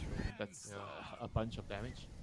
I mean, even the Life Stealer, his physical damage is being Dude, the maxed out Omni by has beast, the right? Whisper of the Great right now, so he's going to make heroes disappear. Pretty sure the CM might be close to dying, if not because of his pupil's gift. Yeah, From one combo. I mean, it has the drums as well, just additional bulk, but I mean, drums But like looking at- 7 strength. Dyer's top tower. Pupils too bad, is 15 strength. you know, disrespect I'm drums. sure It's a you- smaller item. You have the level 10 talent, the 250 HP is nice. But let's see, let's see. Let's put the hypothesis to the test. Whether the CM is going to be close to dying or dead from the Dyer's top Omni Knight. tower has fallen. So far, talent. It's only a 3k lead, but it feels like this game is a lot more volatile for them. Feels like they only have Mike, maybe what, 2 or 3 Things more are going to fights. unfold, Mike. Things are Yeah, going to they be are. unfolding. Straight up on the high ground, if they can get the jump on Shed, that's huge. He only barely shows his face. And they break the smoke, they find the found the angle beast. on the Primal Beast. Can he pop his BKB tossed up into the sky? He turns around and onslaughts forward. Chuan has the BKB though, but they've already finished off Jokum and the rest of the team. They're Sibe's trying down. to kill off the Sibe. The Omni Knight is dead. That's a huge first pick off the grab. And now Chuan being held on the low ground. Somebody stop Pablo! In comes V-Tune trying to work on the Shadow Shaman now, but they've already lost key members of their squad. Talon, they're gonna try and run WS. Can't really connect on the target. He needs to squirm away. As Shadows and Xantic in the middle of the fight, they're just standing strong. Even fight in the end of the day. Both sides are Yeah. remaining their carrier and their off laners. It was so close, I think props to Pablo. He actually made him waste so much time to kill him. So Yeah. his teammates were able to finish off the other heroes, and Yeah. he ended up being a 50-50 fight, 5-5 fight. Oh boy. Kind of scary. Xantic was at such a risk of just going down first, but he's so rich already. Yeah, as that Aghanim but the Scepter. thing is, like, I feel like what actually gave Talon the advantage early is they found the anchors, I think Sibe needs to be more careful. He blinked in to save the Shaman. He tried to make sure that the Shaman doesn't die, but in the process killed himself. Yeah, that Probably has to the value his blinking- own life over the Shaman now. I mean, the blinking in and everything, we were complimenting him on it. He actually could have blinked like a little bit more defensive. Just Yeah, not to like save- into the fight, right? Just to the just side. to shave the Shaman and then get out. Aegis being taken out by Talon now is a very quick roach, thanks to that Rest Slaughter. farmers, they don't care, they're not resting. Yeah, They're they still want running to go forward, but they can't find anyone for now. The courier might just give them away, Sibe. Has to blink forward, gets a His courier, primal- pop crazy. He's primal just left. Alright, Yeah. that guy is really aggressive. I think he just gave up. And Xantic went to a Twin Gates and he's still like, I'll get a courier. Kind of crazy Alright, with they're it. gonna find one hero here. They see Chuan on the ops. Okay, easily. Yep, rest in peace. Easy pick off on the Dragon Knight. The voice lines, that's cool. I mean, this Grell amp on the max is actually crazy. He had Oh, they found talent to Sibe! Stuns! I mean, okay, cool, you got our Dragon Knight, we make it even again. Yeah. I mean, it's the last game of this series, everything has to be even until the last minute. Oh, And here V2, comes he's just V2. aggressively going forward onto Xantic. He's feeling so confident with that second life and Wants to the turn rest of into the team somebody. isn't here just yet. Oh, you interrupt the onslaught. Do you see? No, they just narrowly No missed out on vision. that vision. They thought he's gone. Oh, that would have been a kill too. I mean, he has BKB, but forcing him to pop it would have been huge. Very unfortunate, but it is what it is. Primal's about to hit level 20.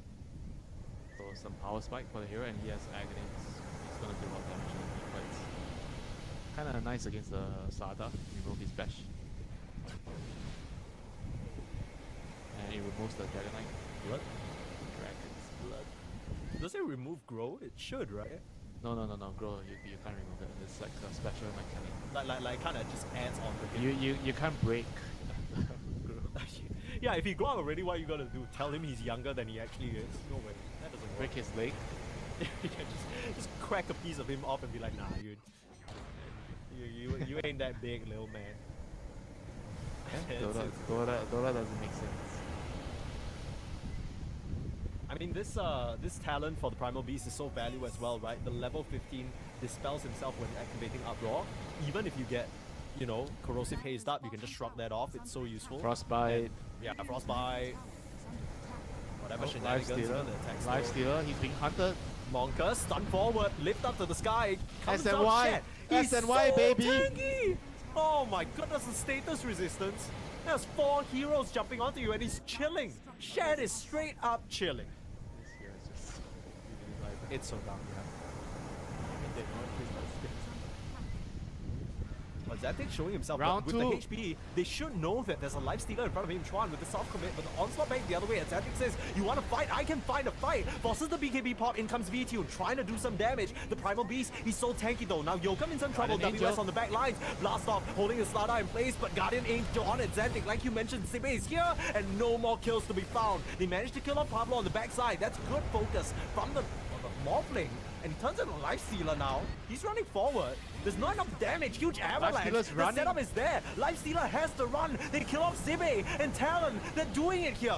V-Tune is finding them the opportunities. And now Shad's in trouble. No more Guardian Angel, no more help. With the open wounds, it's doing Life so Stealer much. not dead. They kill off WS. How is Life Stealer doing this? Is this really the matchup they were looking for? The power rise as well. V-Tune finds him. Finally, it's about time. Handskin, no more mana. But with that last bit that he has, pop that reactive taser. It'll be fine, but V-Tune putting the whole Talon lineup on his back right now. Ooh. Actually crazy. Oh my goodness. I wish we could see how much healing was done in the fight, open because I'm was sure like Life the Stealer... Open wounds, SNY, Yeah. centers Kind of crazy. I thought he was dead for sure, like 2 or 3 times there, but he just stands his ground and beats him back. He's going AC on Life Stealer. Oh, he wants to help the squad. I mean, sure, you mean you're playing exposure. Or Pablo just gets caught out by himself here, trying to defend the tower. Gotta imagine that's a little bit over eager. Not really sure what you're doing there. He's trying to defend his territory. How can you blame a man, you know, for trying to close the door towards the intruders? He just got outnumbered there, but you have to show him respect going after intruders. That's one of the funniest parts about playing Morphling. You just morph into your opponents and suddenly you have access to all their voice lines. So in a way, it's like the most valuable Dota Plus Grandmaster to get. You just have everything. Just hit him with the Shadow Shaman voice line. It sounds so weird coming out from him. That's what you were looking at, you know. That's what you were looking at, the voice lines. After you looking didn't- at that brutal 1v1 fight, you know, the Okay, Life Stealer against the Morph. Oh, by the way, the Morphling has the voice. All right, okay. You know what? Gotta add some flavor to the commentary sometimes. Hey, you want to get back on track? We can get back on track. 20 to 26 now. This is the even game that we asked for, right? I think Rest Farmers, they aren't out of the situation just yet, but we're starting to see what you mentioned, where the Morphling versus Life Stealer matchup is very Morphling favored. I feel like it's a mistake not to get Axe, you know? Like, it makes it more morphing failure if you don't get Axe on the Life Stealer. I feel Are like you that's one of... concerned about the... I mean, maybe he's just thinking, okay, they have Linkins, it doesn't do anything for me anyway. It's still good, you know? Just wait for your... Like, there are so many ways of taking Yeah. the Linkens away from the Shaman or the Omni Knight. Yeah. I feel I mean, like even a Hammer of Purity it's just would- way too good, you know, on the hero.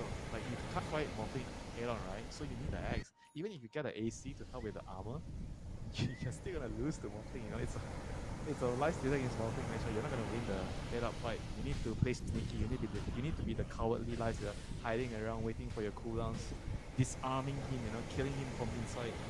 Yeah, I mean, it's even this sounds really sick against WS and the Dragon Knight as well. Yeah, I mean, it's crazy.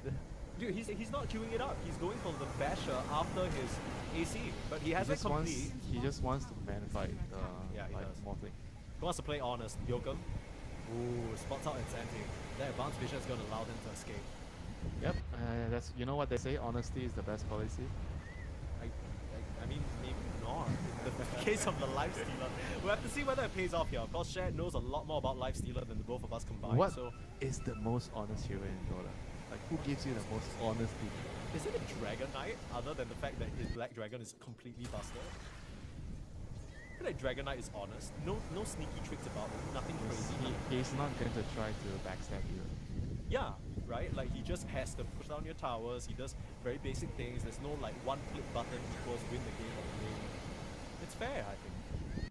he doesn't even have to click the button to win the lane with Dragon's Blood. Yeah, I guess that. I don't know. That's okay. I really don't like Heroes their own little mechanic that makes them a little busted, but Roshan. That's only Potentially fair, coming- right? If everybody Yeah. has one. Yeah, that's true. Roshan potentially coming back up in 30 seconds here.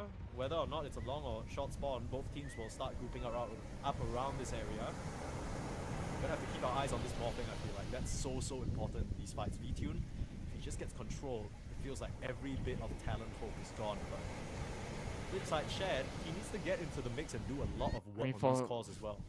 For rest farmers, I feel like Omni Knight is the key. If Omni doesn't die, he doesn't get focused, he's gonna be able to turn the fights around by keeping key heroes alive, especially the lifesteal or the primer. Yeah, so far Zibe's been finding himself in pretty awkward positions. Sounds like he blinks in, He's gets gonna have silence. BKB soon. I think the BKB is gonna solve a lot of the problem. Okay.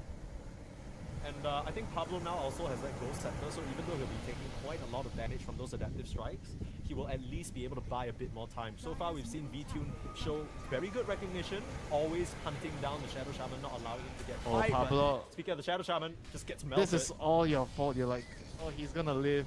He's gonna live. Double arrow. Nope, he is not gonna live, my friend. Oh, and Xantic, he gets caught out too. This is the perfect fight for them if they can grab this Primal Beast and the Lifestealer getting inside of him. Handskin the on the back damage. line, broken up, holy Jokum! Has to fly up into the sky, 4 staff away, but the chase on forward. VTune already has that Skadi, trying to chase after the Primal Beast, hiding under the cover of the Oh, he river. missed the stun. He's able to blink away, yeah, WS off the mark, but they'll have to pay with Handskin's life. 2 kills here for Talon. Still Now good. they can swoop up and grab this Roche that has respawned very quick. They want to try and push the issue. Double buybacks available for rest farmers. What are they gonna do? What are they gonna do? I kind of feel like they need to try and contest the Roche, but Talon, they seem to want to get more there. Undecided about where they want to Oh, here we go. Straight up to the high on Zippy dead again. And even though he jumped the backline, that is a Dragon Knight, my friend. You're gonna buy back on Yes, the no techies now, buyback. but it's a 4v5 situation. Yokum will finally go down, so that's the pesky Tiny out of the mix. Still trying to chase down Shad. But this is a slaughter, very slippery. Able to sprint away, Ponyo, good slows, and the Overseal Totem just to run away. Buyback now for the Tiny. Talon, they want to fight. They're going to lose Ponyo, freezing field, doing quite a bit of slow and damage. But the Techies goes down again. There's a dieback for Handskin. Now WS in the mix, in his own puddle, fighting away. VTune needs to watch himself, gets hexed up. Look for the shackle, look for the control. It's not enough, able to Manta style out. In comes the Tiny, looking for Pablo. They need to get rid of this pesky Shadow Shaman. And VTune is going to morph into the Lifestealer and kill them off. Hope fading now for Rest Farmers, as it's only a Xantic and Shad. Another Yule's buying them the space. VTune, he's doing way too much work into this Lifestealer, and Shad can't man fight at all. You would have loved to see an Aghanim's, you would have loved to see some sort of sneaky trick, but there's nothing left to give with Sibe and Pablo out of the picture. I think this is going to be a free Roche and perhaps even a lane or two of Rax. Yeah, that has to be it. You know, this is like the deciding factor that breaks apart the game here for Talon. And he's losing this fight. It's very crucial for rest farmers. And you can see even with the AC, the Lifesteal had no chance of standing up and fighting against the morphing. Yeah. It's just, it feels like it's funnily enough, save your body center, right? The rest of your calls are saying, hey, look, we need armor. They have so much physical damage. And it makes sense in theory, but you haven't really solved but the the thing morphing is, problem. you have Omni Knight, right? Omni Knight is supposed to deal with the armor problem, right? Then why not just let him deal with it and you just get the eggs and deal with the morphing? Omni-Knight's really fallen off. Civic, he had a great early start, and that blink itemization was great for the team. Kept them alive through the mid game and brought them to an advantage even, but then later and later, starting to bite him in the butt here.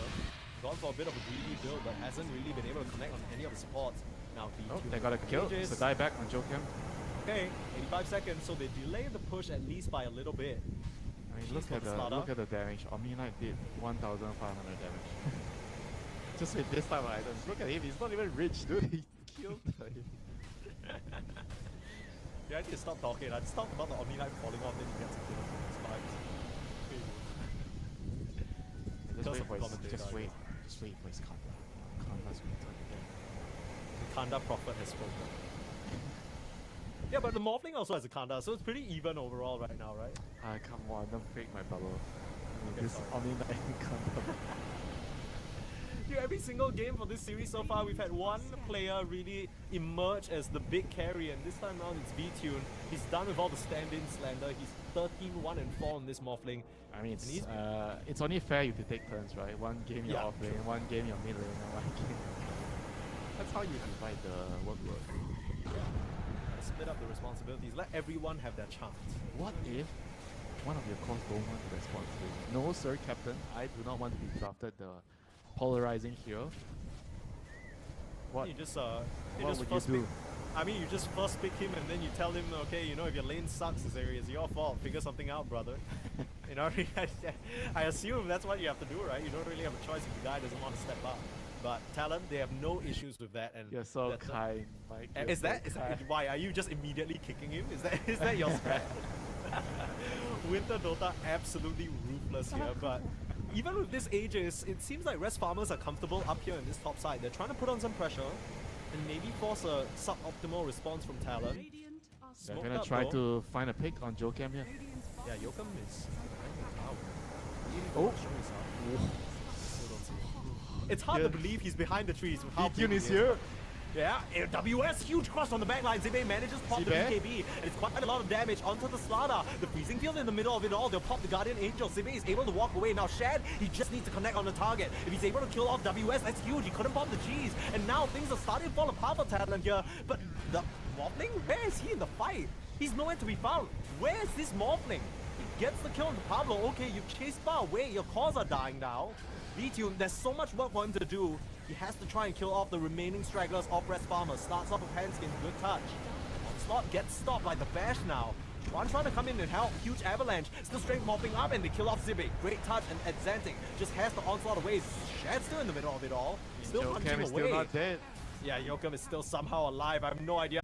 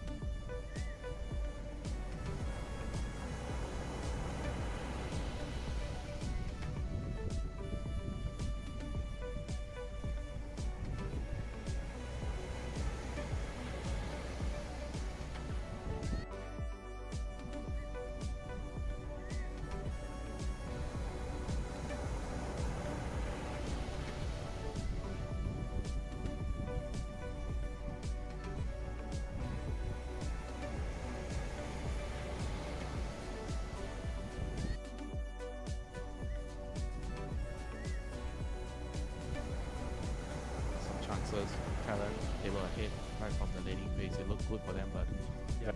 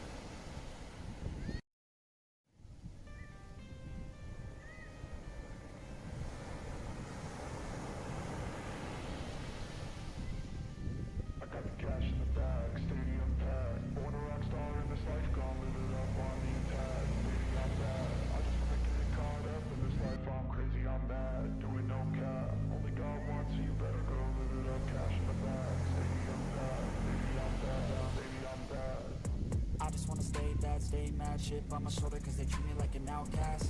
I ain't gonna take that, stay back, I'll be swinging on till the hits come in all caps. I ain't gonna lay back, pray that someone's gonna help me, ain't nobody like that. I ain't gonna wait, that's all fact, give me one shot and I'll never get the throne back. I'm sick of being cautious, I'ma go cause some pain, can't stop this. I'ma steal everybody's lane, call it shoplift. Sick of hearing everyone complain when they thoughtless. Taste the pain, it's like candy canes, it makes me go change into a better frame, into a better name. Society's insane, we all live for fame. Born a rock star in this life, gon' live it up on the attack. Baby, I'm bad, I just wanna get caught up in this life, I'm crazy, I'm mad. No cap, only God wants you, better go live it up.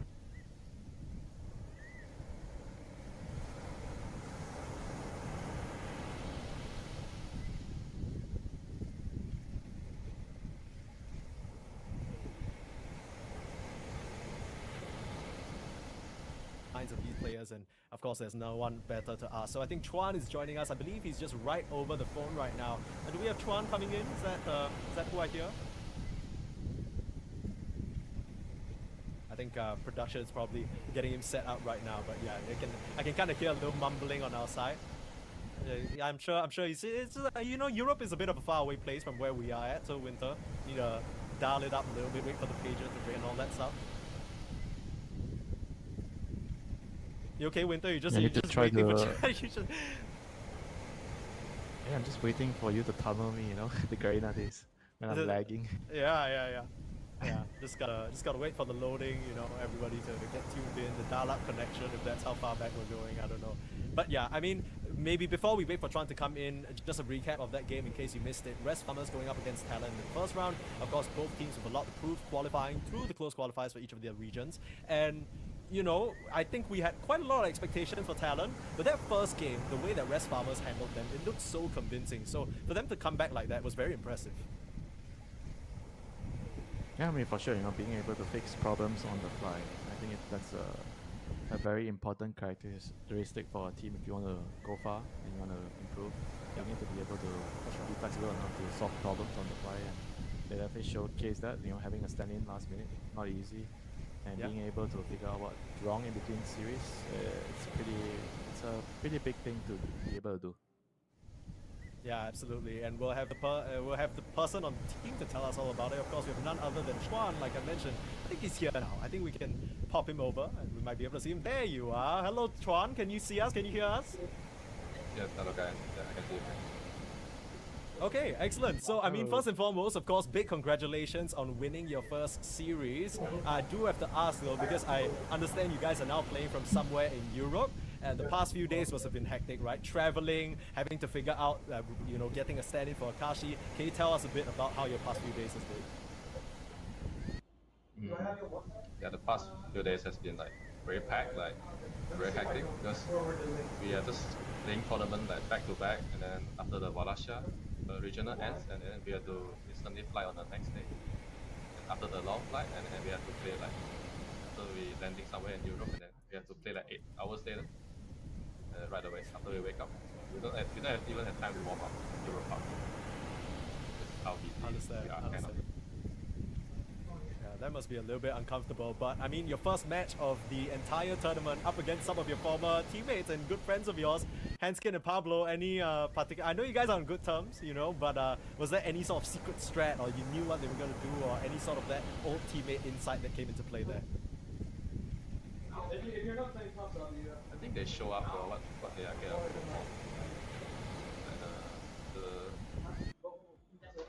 Both teams are quite close. The sense of like strategy and like play style.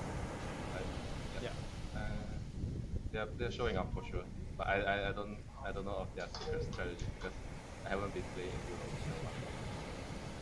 I mean, will you tell us a little bit more about how the team, how the team functions right now, the team dynamic, since you have a stand-in which is carry a side laner, so it's definitely not easy compared to if you have a stand-in like a mid laner. So your whole team, the way you talk to each other changes a lot, right? When you have a stand-in. I think we just play accordingly, like to the stand-in, like what he thinks in the moment. Like besides that, like he adjusted quite well towards our communication. Like he followed our communication quite well. He actually not that difficult to play with. Yeah. Good to know. And how else would you describe him? How is he different from Akashi? Do they share anything that's similar within how they play the game? I think we are quite lucky that because his Shiroku and Akashi is quite similar, if you guys notice. And their playstyle is quite close, so there's no problem adjusting so far.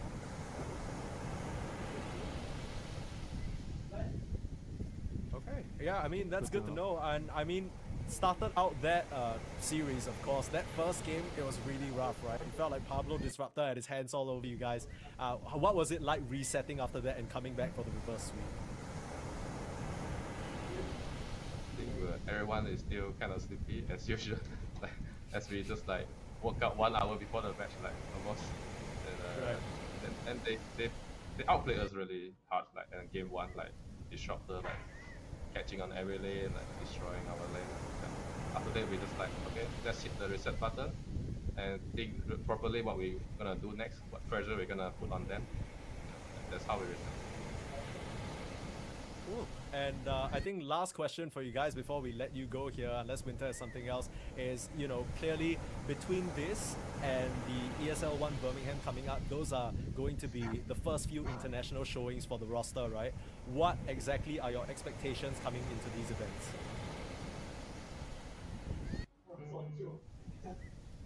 I believe as long as like every day we really communicate well among the teams, and as long as everyone willing to learn and willing to improve, I expect us to doing well in Birmingham, not any tournament.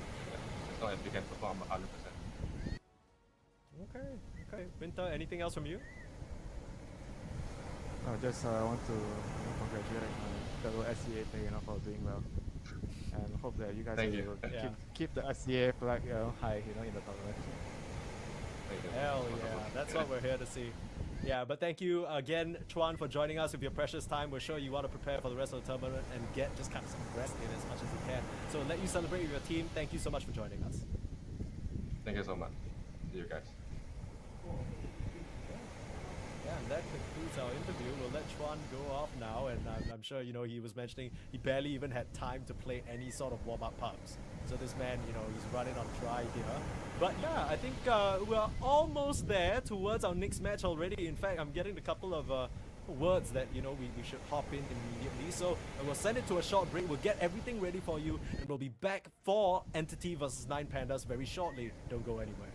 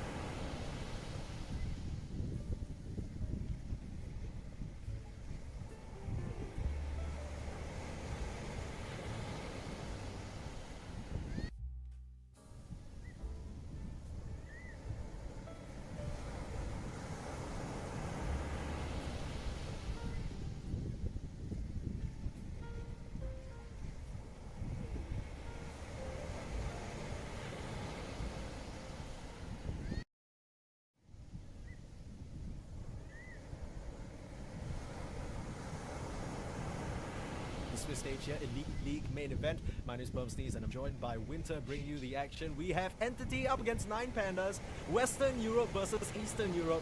Well, kind of, right? I feel like Entity, even though they're playing in Western Europe, as of recent, a lot of their roster swaps have been to mostly Eastern European players, bringing in no one, bringing in DM, and they've looked really good in the circuit. They've been sort of going toe-to-toe with the big Western Europe giants, they've been taking a couple of dubs, and altogether, I think they're in a really good position to come out of this group as the Swiss stage swinging.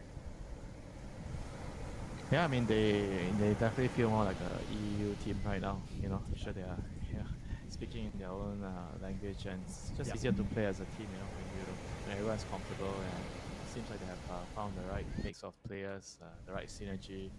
And so does this make this game like a derby? I guess so. I mean, technically speaking, if you only look at the players and their nationalities, yeah. And I think important point to note as well that if you only follow these major Dota 2 events from time to time and you haven't really been keeping up in the off season, this 9 Pandas lineup is very different from the one we saw at majors and at TIs, right? There's no more Ramses, there's Solo still there, but Antares, you know, all these other Miero, they're all gone now. So the only remaining member is Solo and Kiyotaka, and everybody else has switched. They brought in Alberca and Darklord, previously from Cybercats, a bit of a smaller organization, and Antares was in the roster, but I believe this tournament he's being swapped in by Eki. So Eki just came out from Team Secret, got moved to inactive. That's what's listed from my end at least, so that's what the information that I have is.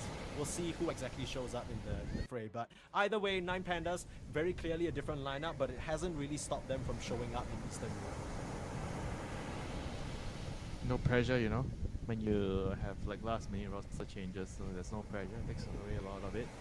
Yep. Everybody's just trying to play good Dota, just play their best. And as long as the team has the right motivations, I feel like whenever this type of swap outs happen last minute, it kind of has a chance to make the teams play a lot better.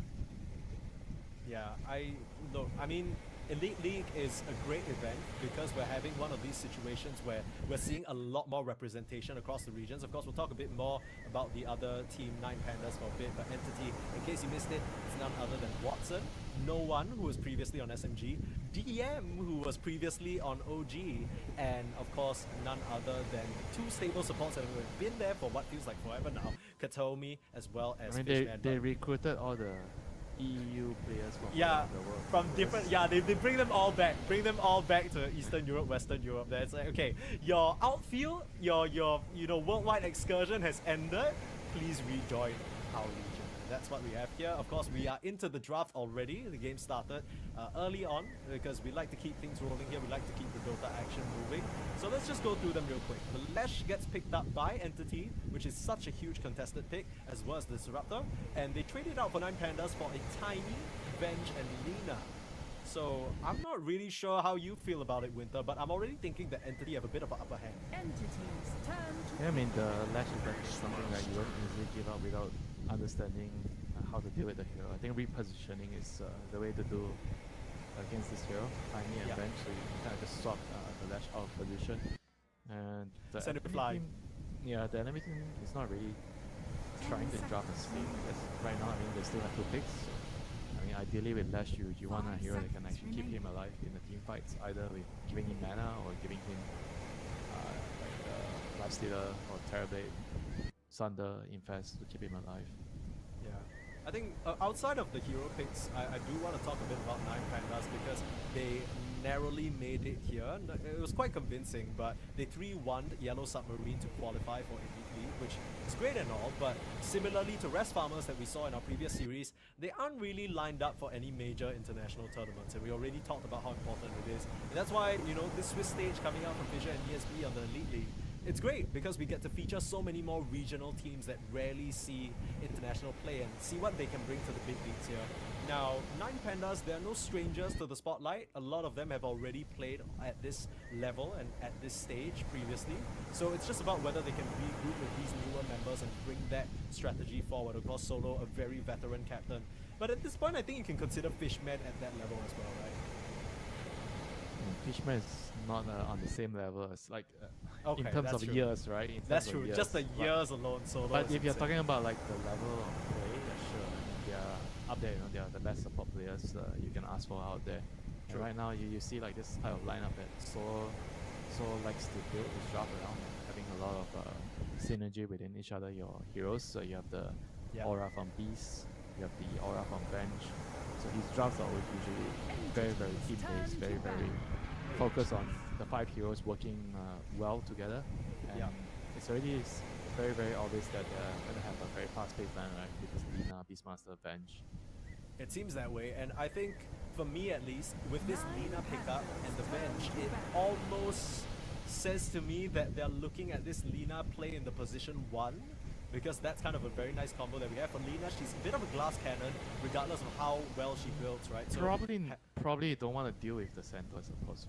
I mean, that's as true. a Lina plus 1. That's true. The Rubik centaur lane is pretty lethal. I do wonder though, I mean, it gives them that degree of flexibility. Drow, but now, I think Drow Ranger seems more reasonable with their lineup. Drow, Bench, Beastmaster. Sounds natural. Drow is That's like a really strong carry right now. With the recent buffs to, what is it called, multi-shot? multi-shot?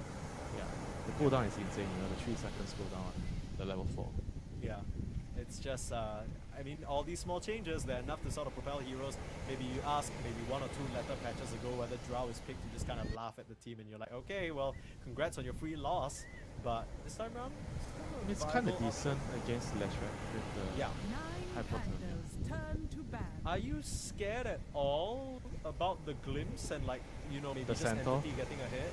Yeah, but I just feel like that draft is very tailored for something, you know, something like it's That's either going to be like a Luna or a Drow Ranger. Yeah, sure, I mean, you're going to struggle against the Centaur, but it's what makes the whole draft work, right? They are already 10 drafting in a way seconds where remaining. I think they care more about what they want to pick as a unit, as a team, how they want to play as a 5 team, rather than seconds countering what the opponent's doing. This is an interesting punch ban. Now, everyone who's watched Entity knows that Watson loves this hero on position 1, but it doesn't really scream to me as a good pick this game.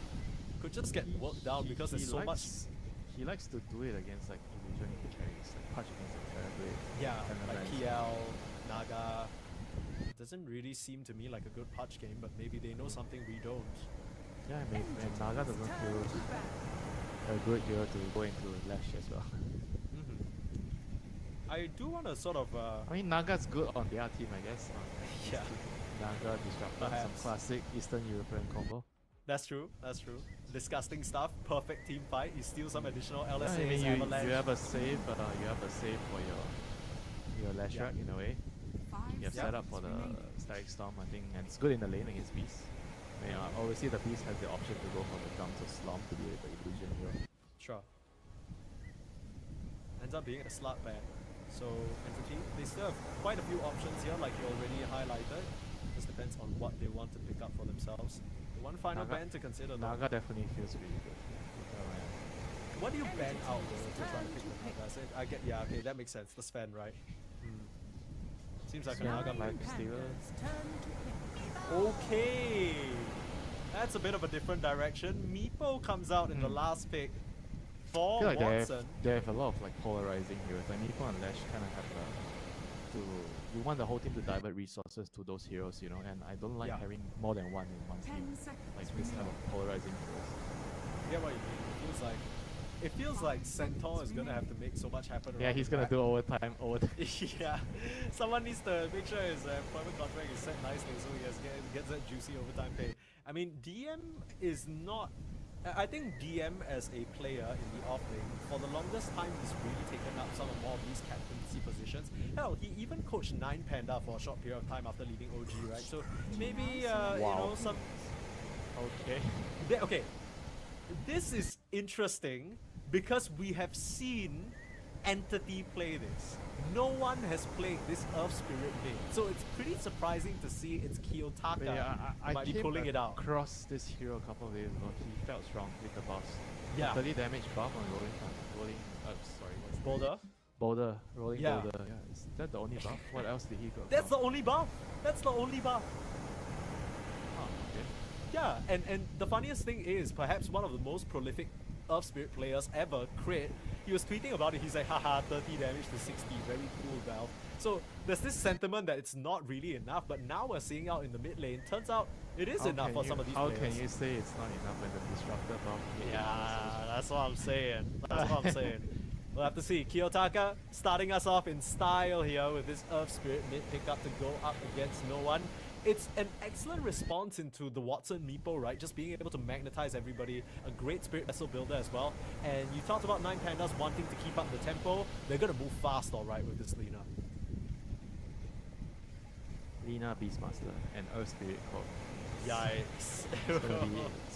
It's gonna be very fast, but at the same time, Meepo is not a slow hero, but he does have his timings to hit Agathane's shard and everything else. The diffusal.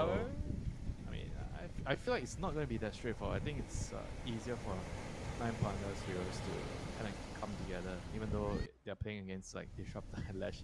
You probably don't want to keep those 2 heroes away together on the same team in the current meta.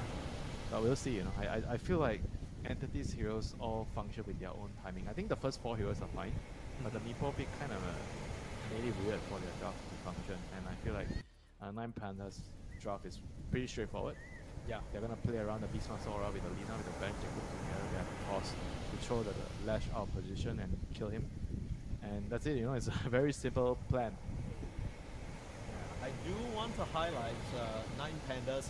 Of course, they have Eki on their team instead of Antares. In fact, Antares literally left the team 4 days ago. So not sure whether it's some disagreements there or whether, you know, they just weren't feeling like they were going to play together well anymore. But of course, Eki stepping in after a stint on Team Secret didn't really look too good while he was there. And prior to that, he was just kind of the shadow coach of TSM or Undying or whatever you want to call them back when they were ESL 1KL. I guess at that point they were Tundra. But you know, he hasn't really had his time to shine just yet. So I'm interested to see what he can do on this Tiny. A lot of setup is going to fall into his hands. First blood incoming, they're gonna gate. And this is a move I haven't seen in a while. Usually you see this move on Radiant where the Radiant team, they move towards the bottom